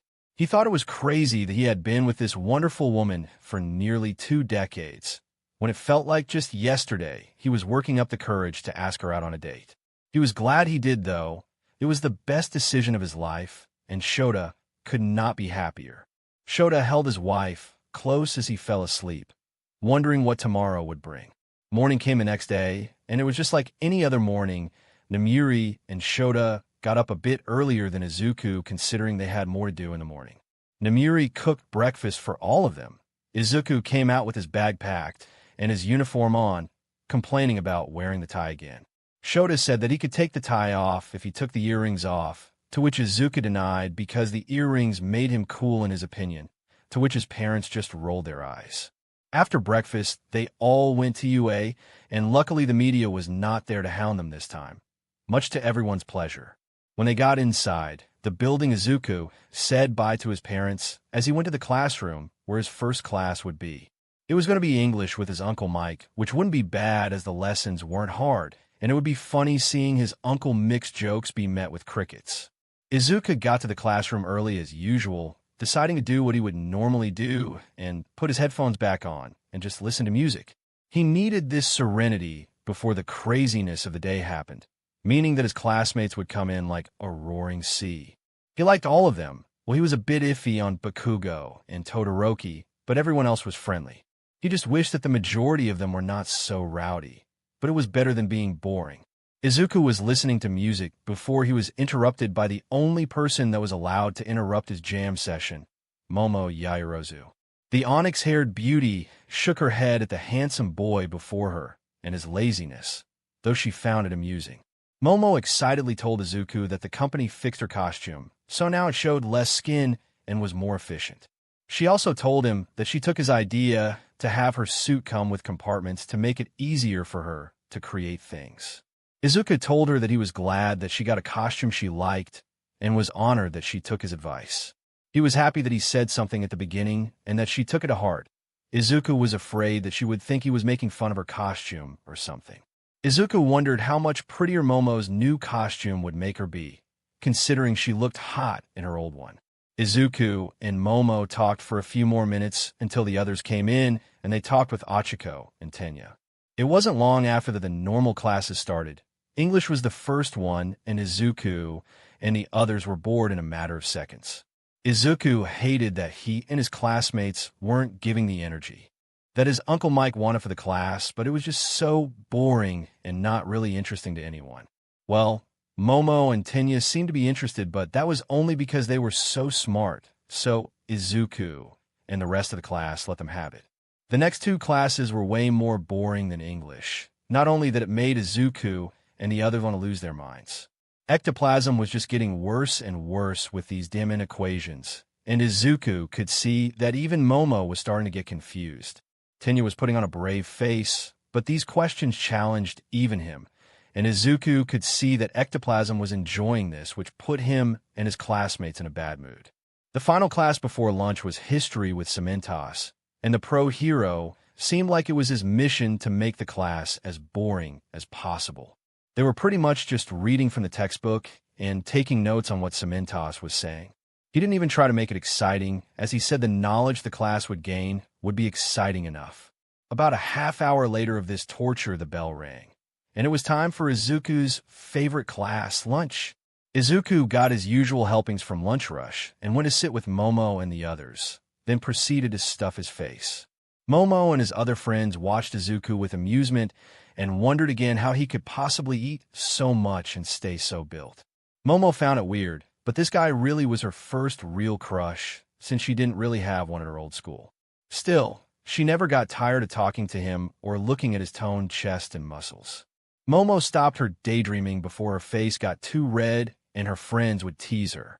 After their delicious meal, Izuku and his friends went to the classroom to get ready for hero basic training. They all said that they needed some hero work to get some exercise and some energy from being in those boring classes all day. Izuku then wondered where All Might was because no one had seen him all day. Maybe he was hiding from the press so that yesterday wouldn't happen again. Izuku's thoughts were then broken when he saw his father walk into the classroom. "Dad, what you're doing here? Isn't this All Might's class?" Izuku asked, and everyone else wondered the same thing. Normally, yes, but today you will have 3 instructors. Me, All Might, and another faculty member will be keeping tabs on you during today's training. Shota instructed, and Izuku nodded his head. "Are we having 3 pros with us today because of the break-in?" Izuku wondered, but Shiro broke him out of his thoughts. "Sir, what kind of training is this?" Shiro asked, and Shota held out a card that said rescue. "Rescue training, you'll be dealing with natural disasters, shipwrecks, things like that." Shota informed them, and they all gasped. "Disasters, huh? Sounds like we are in for a big workout." Kaminari said excitedly. "Real hero stuff? This is what separates the men from the boys. I'm shaking with excitement." Kirishima cheered. "Finally, I get to show how good I am when I'm in the water, ribbit," Sue said with a smile. "Guys, I'm not finished yet." Shota said annoyed, and they all calmed down while Izuku chuckled. "What you wear in this exercise is up to you. I know that you are excited about costumes, so here you go. However, keep in mind that you haven't gotten used to them yet, and they may limit your abilities. This special training is at an off-campus facility, so we will be taking a bus to get there. Let's all start getting ready," Shota said, and the students got up to change into their hero costumes. Izuku excitedly changed into his hero costume and was thinking about how he had been waiting for an exercise like this. While heroics did involve fighting villains, it also was about rescuing those in need, and that was more important to Izuku. He wanted to help people considering that he knew he was more fortunate than others and wanted to help those who needed it. With his resolve lighting up, Izuku went with his classmates outside to wait for the bus. Izuku took another look at his classmates and their costumes. All of them seemed to be a representation of who they were. He still thought that he and Ida had the best costumes in his opinion. They just looked so much cooler than the others. Izuku thought that Todoroki's looked kind of weird because he was in khakis and a button-up shirt. Honestly, it reminded him of that Nathan Drake guy from the video game he played years ago. A lovely voice soon broke Izuku out of his thoughts. "Hey Aizawa, how do I look?" Momo asked as she showed off her new costume, and Izuku's eyes widened. Gone was the leotard she wore on day one, and it was a bodysuit that had the same design but better applications. Izuku could see the lines on her suit that would open up the compartments whenever she created something. The bodysuit was good for any hero because it would allow them maximum mobility and places for support items. Not to mention that the suit showed off Momo's great figure, so Izuku was very pleased with her costume change. "What comes after 10? Izuku asked. 11. Momo answered a bit confused. 11 out of 10, Izuku said with a smile, and Momo rolled her eyes. "Thank you, Aizawa," Momo said with a wink, and everyone then heard a loud whistle. "Gather around Class 1A. Using your student numbers, please form 2 neat lines so that we may board the bus efficiently," Tenya said while doing his hand-chopping thing. "You can't tell me you aren't entertained," Izuku said to Momo while laughing at Tenya. She rolled her eyes in amusement. They all got on the bus and sat wherever they wanted. Izuku sat next to Momo in one of the side lanes. Everyone else spread out and just sat wherever they wanted. Some were conversing in conversation, and others looked like they wanted to be left alone. Izuku noticed that Bakugo was looking out the window with an expression on his face. He wondered if he was still mad about the training exercise. Just then a groan from Tenya brought Izuku out of his thoughts. The bus's open layout ruined more boarding strategy. Tenya whined and Izuku chuckled.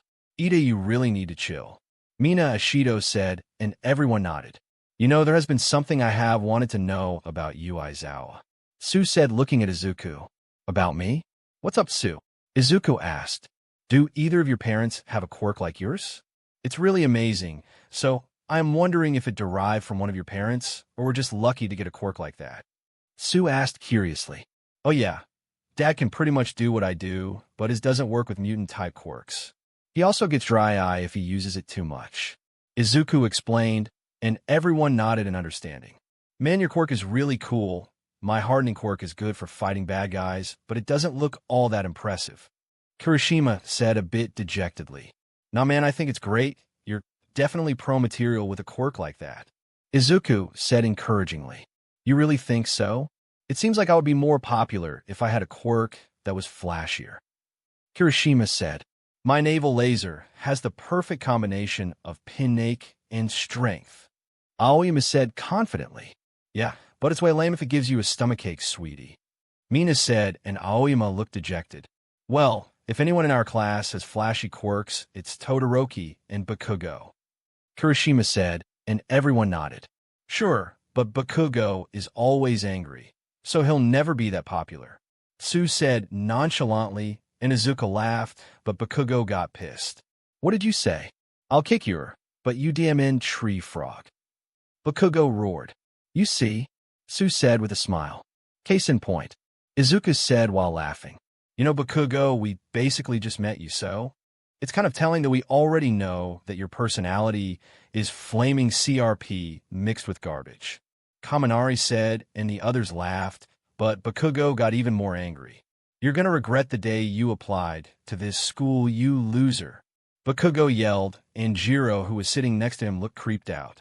"This is such a disgusting conversation," Momo said as she put her hand over her mouth. "Yeah, I guess, but you have to admit it's funny seeing Bakugo literally blow a gasket," Izuku said, and Momo rolled her eyes. "Hey guys, we're here," Shota said as the bus stopped and everyone got off. What was in front of the students' eyes was a building that really looked like a stadium, hence the giant stadium that they had ever seen. Even though Izuku's parents were teachers at UA, he never saw any of the off-campus stuff that they had, only the classrooms and the main building. That's why he was so excited to finally see one in person. Before he could do that, though, he noticed that there was someone in an astronaut outfit standing before them. "Hello, everyone. I've been waiting for you," The pro hero 13 said in delight. Oh, it's 13. She is one of my favorite heroes. Ochaco said in delight as she was jumping up and down. I can't wait to show you what's inside. 13 said happily as she led the class in. Little did they know, none of them would be prepared for what was about to happen next. The students, Shota, and 13 all walked into the USJ, and the students were soon mesmerized as expected. The DMN thing looked like some kind of theme park that people would book tickets months ahead to get into.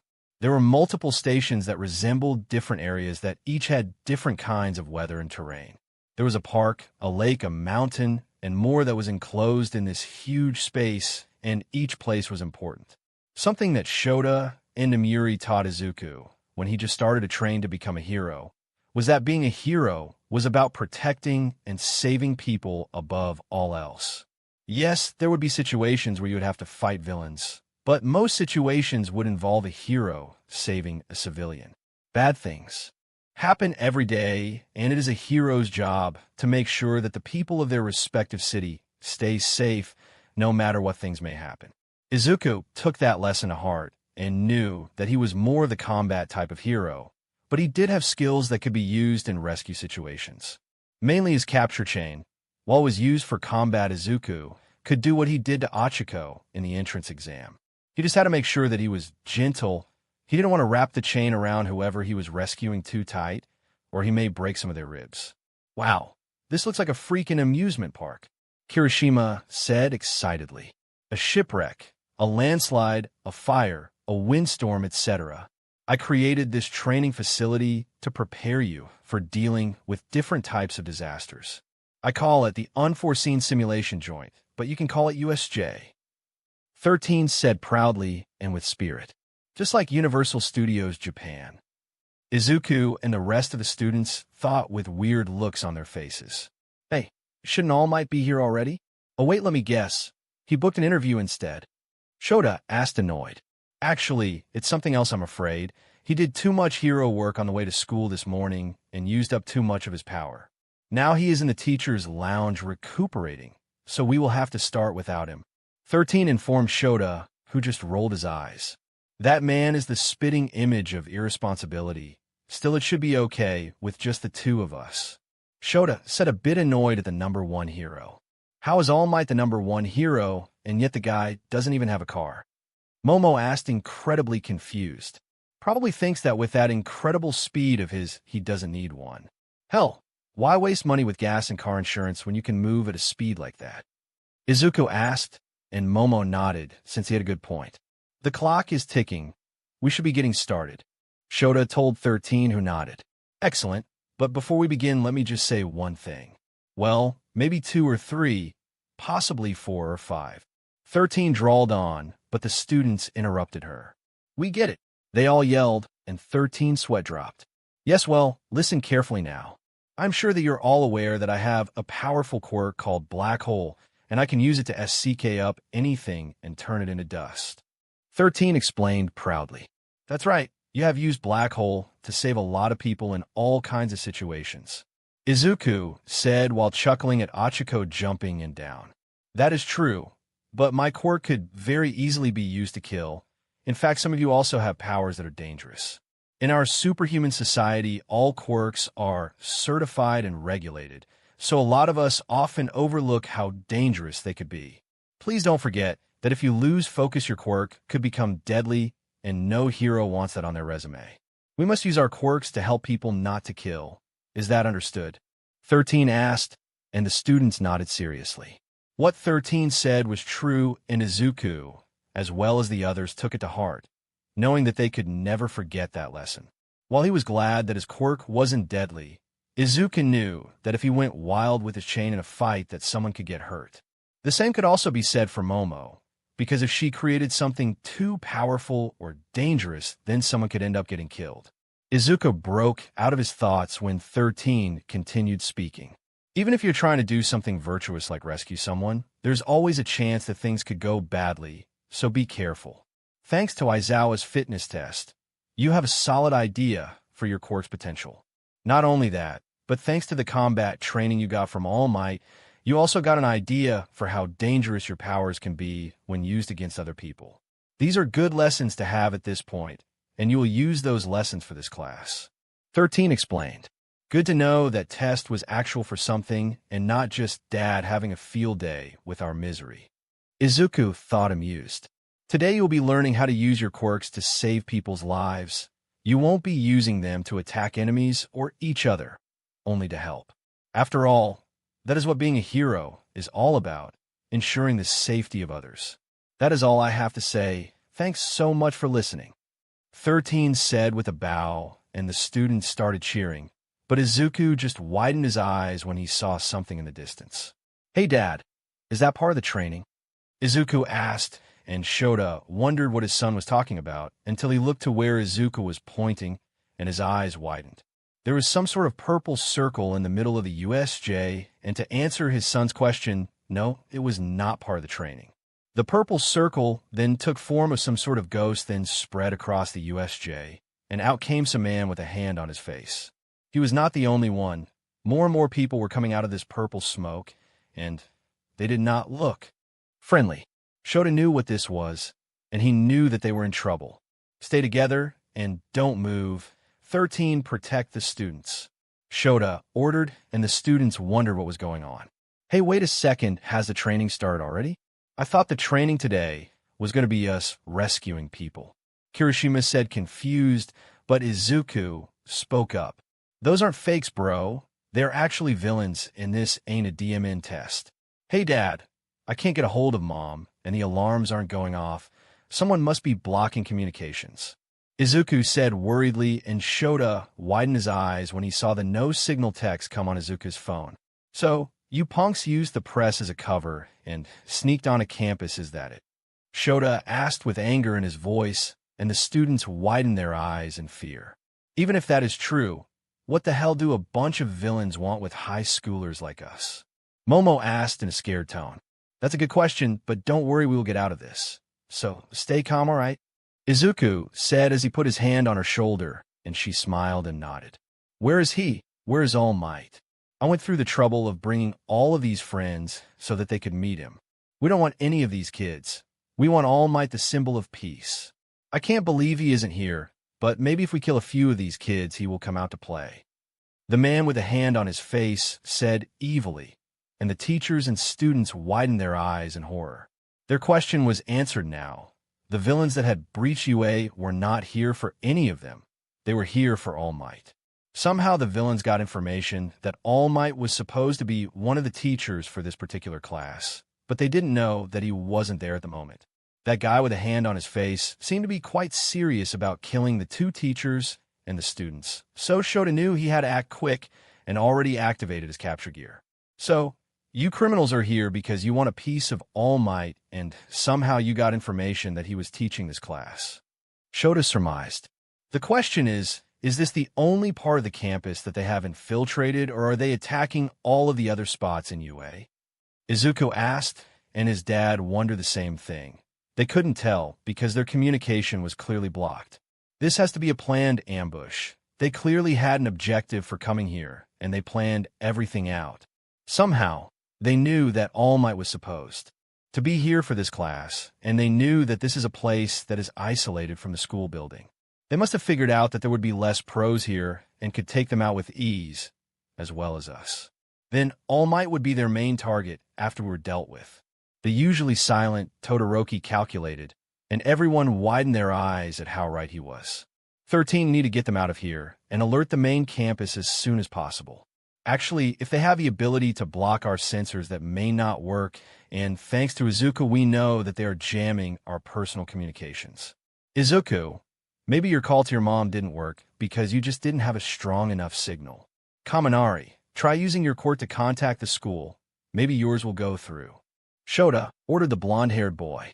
Yes, sir, Kaminari said as he activated his quirk. Dad, you should leave a couple of us with you. Even if we get out of here, we don't know if any of us can get back in. You might be a pro, but this could go a lot better if a couple of us stay behind. Izuku said logically, but his dad shook his head. That may be true, son, but as a pro hero, it is my job to make sure that you and the others don't get hurt. Besides, you can't be a pro if you only have one trick. 13. I will leave the evacuation to you, Shota said as he went down to fight the villains. As soon as Shota got to where the villains were, they immediately knew who he was and began to attack. They thought that if they ganged up on him, they would take him out easily, and that is just what Shota wanted them to think.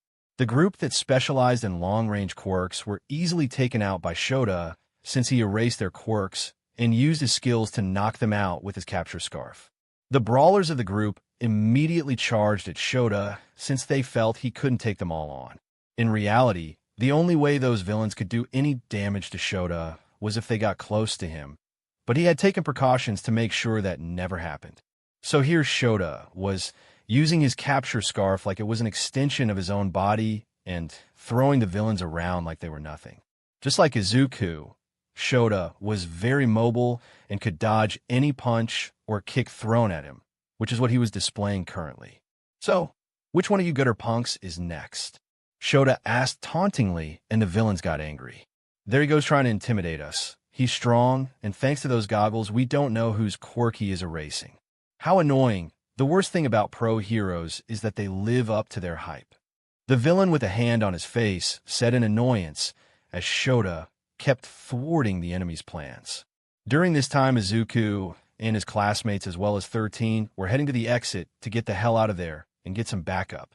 Izuku saw his dad beating up the villains, and that let him know that they were most likely amateurs or people that Handguy picked up off the street. Still, Izuku didn't like that they were leaving his dad alone, especially since those villains could barricade the door or something. However, Izuku knew that his dad's mind was made up, so he didn't argue with him.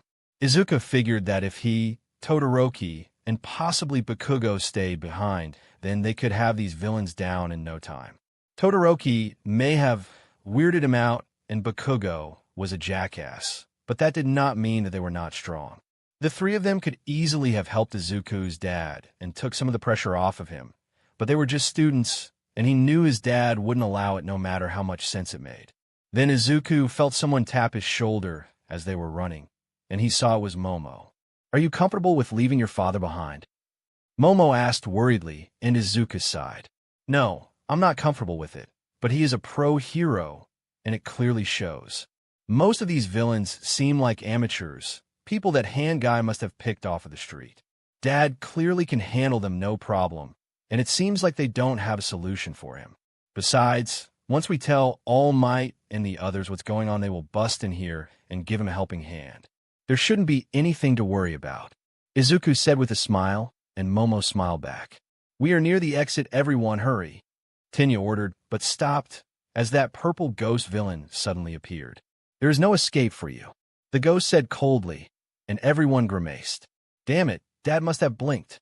Izuku thought in a worried manner, but noticed the ghost man started speaking. It's a pleasure to meet you. We are the League of Villains.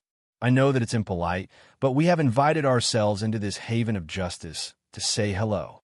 Besides, doesn't it seem like the perfect place for All Might to take his last breath? I thought he was supposed to be here today, and yet I see no sign of him. There must have been some sort of change in plans that we could not have foreseen. Oh well, I guess it doesn't really matter since I still have a role to play, the ghost man said uncaringly, but Izuku just glared at him. To answer your question, no, it doesn't seem like the perfect place for All Might to take his last breath.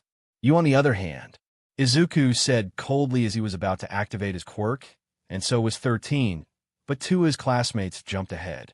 Take this. Bakugo and Kirishima both yelled as they leapt towards the villain. Bakugo, Kirishima, don't, Izuku yelled, but it was too late as they made contact, and smoke encapsulated the area. Damn it, I cannot see with the smoke surrounding us, so I cannot cancel his quirk. Izuku thought annoyed. Did you really think we were going to sit back and let you wreck the place? Kirishima asked with a smirk, but that fell as soon as he heard laughter. You students definitely live up to your school's reputation, but you should. Be more careful, children. Otherwise, someone might get hurt. Now scatter. The ghost man yelled as the students became trapped in the shadows that surrounded them. The wind force was so strong that it could carry the students away. Izuku immediately grabbed his capture chain and threw it and luckily it wrapped around one of them pillars. He grabbed Momo and told her to hold on tight, and she expressed her gratitude. Tenya had managed to get a couple of classmates out, but most of them still were in that smoke. The next thing Izuku knew, his capture chain flew off of the pillar, and he and Momo were currently falling from the sky. "Damn it, Yaoyorozu, hold on tight," Izuku ordered. "Got it," Momo said, though she was blushing a bit. Then they both heard a scream. "A little help, please?" Kyoka Jiru shouted, and Izuku widened his eyes and threw his capture chain. "Grab on," Izuku commanded, and he was relieved when Kyoka caught it. Izuku then threw another piece of his capture chain into the mountain, and thanked God that it stayed in place. This allowed Izuku, Momo, and Kyoka to land safely, since all they had to do was jump down a few feet, and they did not sustain any injuries. Both Momo and Kyoka thanked Izuku for his quick thinking, and Momo even kissed him on the cheek, to which Izuku turned and blushed, but said that he was just glad they were okay. Then the group realized that they were not alone. Well, what do we have here? Some fresh meat," a woman said evilly with a sinister smirk on her face, and more villains showed up. "Seems to me that we have some people who want their asses kicked," Izuku said coldly as Momo got out. "A couple of weapons for her and Kyoka." "What did you say, you little brat?" a villain asked angrily, and the others were just as angry. "Enough of this. Why are you people even here?" Kyoka asked in fear and in anger, but Izuku just answered her. "Remember what the ghost villain said? They came here for All Might.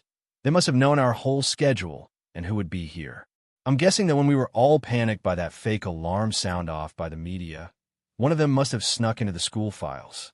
Dad and the other teachers were too busy trying to get the media off of school grounds, so they were just waiting for the perfect time to attack. It's just like Todoroki said," Izuku said in a worried tone, and the two girls widened their eyes. "Look at that, the brat is scared." "As he should be," one of the villains said menacingly, but Izuku just scoffed. However, clearly they didn't think this through, as all they wanted was All Might. If they did, then that ghost guy would have teleported us to a location that would give each of us a disadvantage. It would be a problem for Yaoyorozu and I to be in that snowstorm, since the cold would make it difficult for us to fight. Not only that, but it seems that Sue is in the shipwreck zone, a perfect place for a frog-like hero. Clearly they thought we would just be pushovers. What a serious error in judgment," Izuku said coldly as he, Momo, and Kyoka got ready to fight. "Oh yeah, say that when... Wait, where are my bullets?" a villain yelled in irritation as his quirk suddenly didn't work. "Oh, did I do that?" Izuku asked with a smirk, and the villains widened their eyes when they saw Izuku's hands suddenly have shuriken in them. Izuku threw the shuriken, and they hit the villains that had noticeable weapons, whether they be quirk-based or not. Then the shuriken seemed to set off an electric shock that stunned the villains and sent them to the ground. The other villains were shocked and started to dash toward Izuku, but he just sent his capture chain out and wrapped it around a villain, then spun him around, hitting the others. He made sure to keep a good distance. "He's like a mini Eraserhead," a villain yelled out. "Not quite. I'm the better-looking Eraserhead," Izuku said coolly as he mimicked his dad and was using the capture chain and his fighting skills to take down the villains. "He's so cool," Kyoka said as she and Momo watched Izuku in amazement. "He certainly is, but he's not alone, so let's give him some help," Momo said, and Kyoka nodded as they dashed towards the villains. Seeing Izuku fight the villains and take them down gave the girls some confidence, even though they were still a bit scared. Who could blame them? They hadn't been at UA for very long and just graduated junior high. Now, they were fighting villains on what was pretty much their second day of training. It was a lot to take in and to handle, but all of the students knew that they had to do something or they were going to die. Momo was very skilled with her staff, and she was knocking out villains left and right. She wasn't holding back after seeing Izuku take on the villains first. She felt that Izuku was right. These villains clearly thought that they were all pushovers, and seeing how they were being beaten by students, they clearly were not very skilled. Even Kyoka was pushing them back with her sound waves and using the sword that Momo gave her for those who came up close. While this was going on, Uraraka and Todoroki fell out of the portal and into what looked like the landslide zone. Both of them were trying to assess the situation, but first realized that one was on top of the other. Their eyes were locked, and their lips were inches apart. Ochaco quickly moved from on top of Todoroki, who had an unusual blush on his face, and Ochaco had that same blush. Little did the two know that this was the first NTMT interaction they had with someone of the opposite gender. Sorry about that. Ochaco apologized while still blushing. Don't worry about it. I'm just glad you are okay. Todoroki said honestly, but his heart was still racing.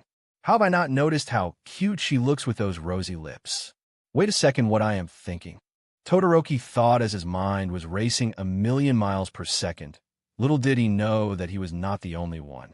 Holy CRP, I never truly noticed how handsome he was, not to mention those muscles. Hold on, why I am thinking like this when it comes to my classmate? Ochaco screamed in her head.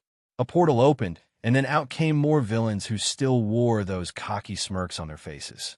Ochaco and Shoto were secretly glad that they showed up, since it would distract them from the awkward moment they were having. It was also good because they could try and gain more information from these villains about this attack once they beat them. At least that is what Todoroki was thinking. Both of them looked at each other and nodded. Then they got in their fighting stances and were ready for anything. All right, boys, take out the half and half punk, but make sure you leave the girl in one piece so we can have some fun with her. One of the villains snarked, and the others laughed in agreement. The fact that you think that is going to happen is laughable. Shoto said in a cold tone, and Ochaco smiled while blushing. Oh yeah, we'll show you. Get him, boys. The villains said as they started charging, but Shoto stood in place with that cold stare of his. Not a second later, ice formed from the soles of Shoto's boot, and then the ice expanded, freezing all of the villains that were charging at him, and Ochaco. Speaking of which, he made sure not to go overboard since the ice could have frozen Ochaco the same way it did the other villains. Ochaco looked in amazement of Todoroki's power. She knew that he was strong, but seeing his power in person was so cool in her opinion. Aren't you all embarrassed to lose to a child? Come on, at least put up a fight. You're all adults, for God's sake. Todoroki said in a judgmental tone. How the hell is one kid so strong? One of the villains asked as they were all trying to break out of the ice. All you need to know that is you will all die if you are exposed to this cold long enough. Luckily, I am aiming to become a hero, so I will avoid from doing something terrible like that. But since none of you are going anywhere, why don't you tell me and Yurikara about this great plan you villains have to kill All Might? Todoroki asked, and the villains were trembling at the boy's cold stare, and thanks to the ice covering them. All right, we'll talk. The key to the plan for us to kill All Might is Momo. You know that big bird monster? He has super strength, speed, and even more quirks than that, so we thought that he would be enough to take down All Might. We were just here to make sure that none of you got in the way, but that took a turn too quick. One of the villains said honestly, and both Ochaco and Todoroki's eyes widened. Wait, how is it possible that the bird monster can have that many quirks? Ochaco asked terrified, and Todoroki wanted to know the answer to that too. How the hell should we know? We didn't ask any questions when we got this job, since it sounded like it was going to be so easy. Momo was going to take care of All Might, and we would destroy you kids, but you all had to go ahead and ruin it. One of the villains said bitterly, and Todoroki just rolled his eyes. Oh yes, that is all so bloody tragic. Now back to what you were saying about the job you got. Who exactly is your leader when it comes to this so-called League of Villains? Is it that teleporting ghost villain who spread us all around this DMN facility? He sure sounded like a criminal mastermind. Todoroki said while glaring. No, it's Shigaraki, the one who has those creepy but hands all over him. His quirk lets him decay anything he touches. None of us wanted a problem with him. The villain answered quickly, and Todoroki nodded in acknowledgement. I see. Thank you for the information. I hope you all enjoy prison. Let's go, Uraraka, Todoroki said while walking away, and Ochaco nodded. The two walked away, leaving the villains in the ice. But Todoroki made sure that it would only make them stay in place, not kill them. Both of them were glad to have the information so they could get a sense of what was going on, but the information did unsettle them a bit. How was it possible that Bird Monster had more than one quirk, and how did he have so many? It was also not good that the leader apparently could decay anything that he touched. Todoroki Thank you for saving me and protecting me from those villains. I am more the rescue kind of hero, and I'm still figuring things out in terms of combat. Ochaco said honestly, and Todoroki smiled. Don't worry about it. I was not going to let any one of them harm you. However, I think it is time that we find the rest of our classmates and tell them what's going on. We have to figure out a way to get the teachers in here and to get us out. Todoroki said seriously, and Ochaco nodded. Then they left the landslide zone.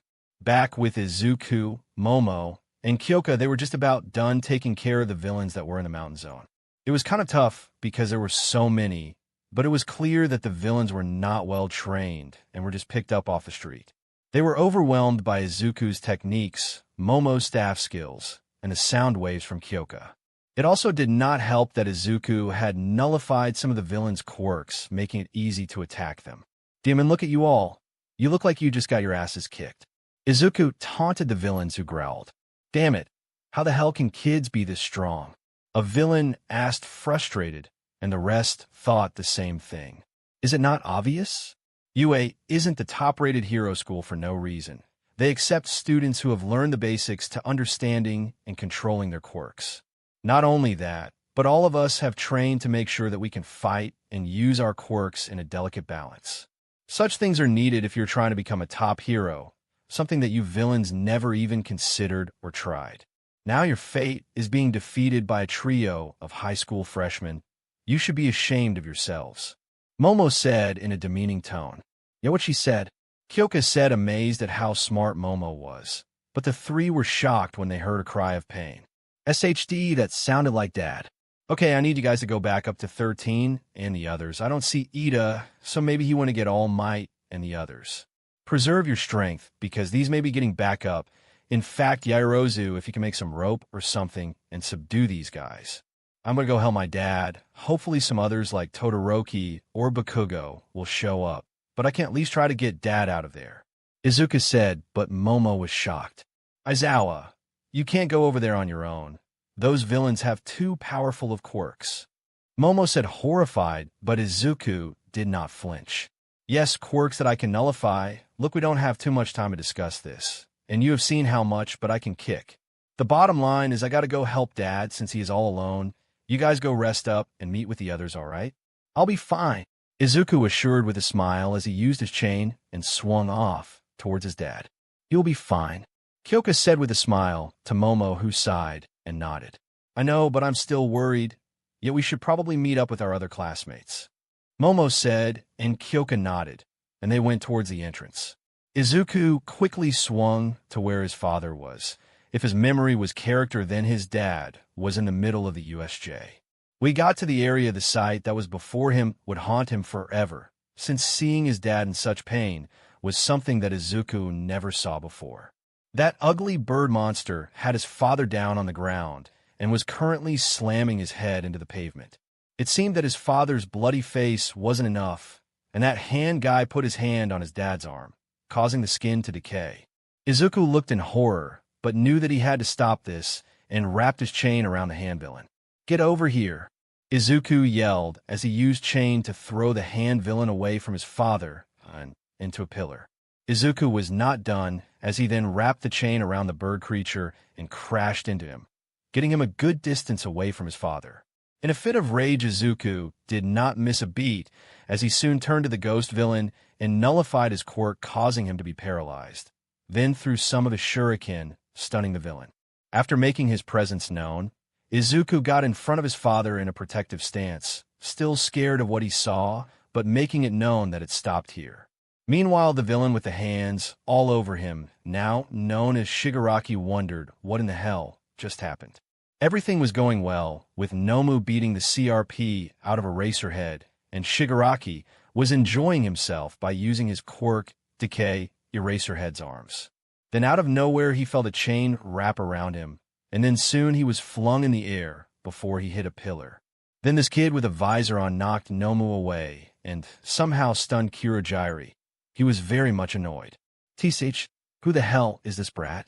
Shigaraki asked, annoyed. Izuku, Shota whispered out in pain.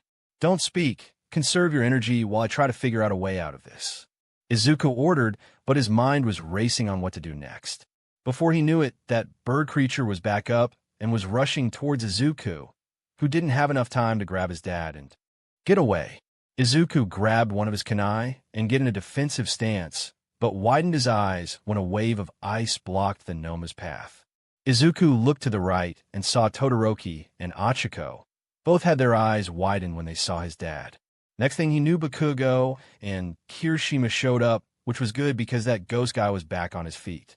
Well, look who's joined the party. Izuku said, relieved with a chuckle. Holy CRP, what happened to Mr. Aizawa? Kirishima asked, horrified. That ugly but bird is what happened. Listen, Uraraka, I need you to get him out of here. We will hold these guys off, but we can't fight if we are worrying about him getting even more hurt. The others should be near the entrance. Please take him there. Izuku said seriously, and Ochaco nodded in acknowledgement. Ochaco used her quirk to make Shota weightless and carried him away with the boys watching her back. The ghost villain tried to make a move, but was brought down by Bakugo, who informed him that he figured out his secret. Apparently, the ghost villain was not immune to physical attacks, seeing as though he wore that neck brace. Physical attacks could land if they were as well-timed as Bakugo was, and now they just had to worry about Nomu. It was at that time that Todoroki shared some information with his classmates. You guys, there's something that you should know. Earlier, I made one of the villains tell me what their plan was to kill All Might, and they said it was this bird creature. Apparently, he has super strength, super speed, and even more quirks than that, so we need to be careful. Todoroki said seriously, and the other boy's eyes widened. The bird creature somehow had more than one quirk? How was that even possible? Was this thing even human, or was it some kind of lab experiment gone wrong? Izuku wondered if his quirk would even be of use, considering that he didn't even know if he could nullify a person who had multiple quirks. This fight would be probably the most difficult one of the day, and hopefully with this group they could win, but Izuku wasn't so sure. That's right, Nomu here is the solution for taking out the symbol of peace, which means he will make quick work of you kids. Shigaraki said with a maniacal laugh. We'll see about that, Kirishima declared as they all got in their fighting stances. Nomu had immediately dashed towards the group, and Kirishima used his quirk and met him head-on. It didn't do much as Nomu was just too strong, though Kirishima stood his ground and did not get knocked back. Todoroki used his quirk to freeze the side of Nomu. Then Izuku saw his chance to get some damage in. Izuku immediately sent out his capture chain to wrap it around Nomu's arm, but imagine his surprise when the arm shattered. Then imagine his surprise when Nomu's arm came back as good as new. What the hell? Izuku asked in shock, and the other boys were just as shocked. Nomu also has the quirk that allows him to regenerate his limbs in a quick fashion, not to mention that he also has the quirk of shock absorption. Shigaraki said evilly, and they all widened their eyes. Well, my shuriken will not be much help, Izuku thought in distress. Just then the Nomu went to Bakugo in an incredible speed. Bakugo managed to dodge, but he released his hold on the ghost villain. Now they had to worry about him, Nomu and Shigaraki, as if they didn't have enough to worry about. The boys attacked, but Nomu was too strong and too quick, not to mention that Ghost Guy was making things difficult. That being said, they were not going to give up as they kept fighting full force.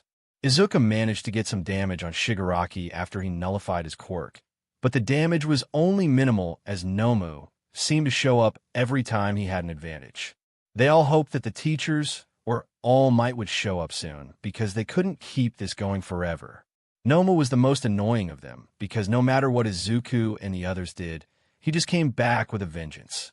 Izuku knew that he had to think of a new plan if they were going to stay alive.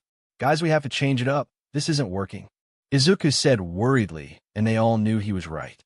Do you not understand? There is no way you can win. You will all die, Shigaraki started to say, but then the sound of the door busting open caught them all off guard.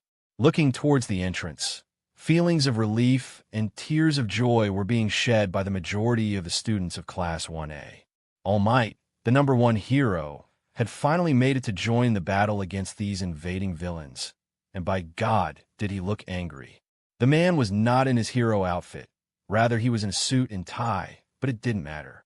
Izuku and his friends could finally sigh in relief. knowing that the odds were turning in their favor. Have no fear, students, because I am here. All Might roared, ready to beat the villains and end this nightmare. Thank you for joining us on this journey through What If Deku Was Aizawa and Midnight Child. We hope you found it as captivating as we did. A big thank you to TheDemonHiei for creating such an engaging story. Don't forget to visit their profile on fanfiction.net for more fantastic works. The link is in the description below. If you enjoyed this video, please give it a thumbs up, share it with your friends, and subscribe to Zen and Fanfics for more intriguing explorations into fanfiction and fantasy. Your support helps us create more content like this, and we love hearing your thoughts and suggestions in the comment section. See you soon in the next video.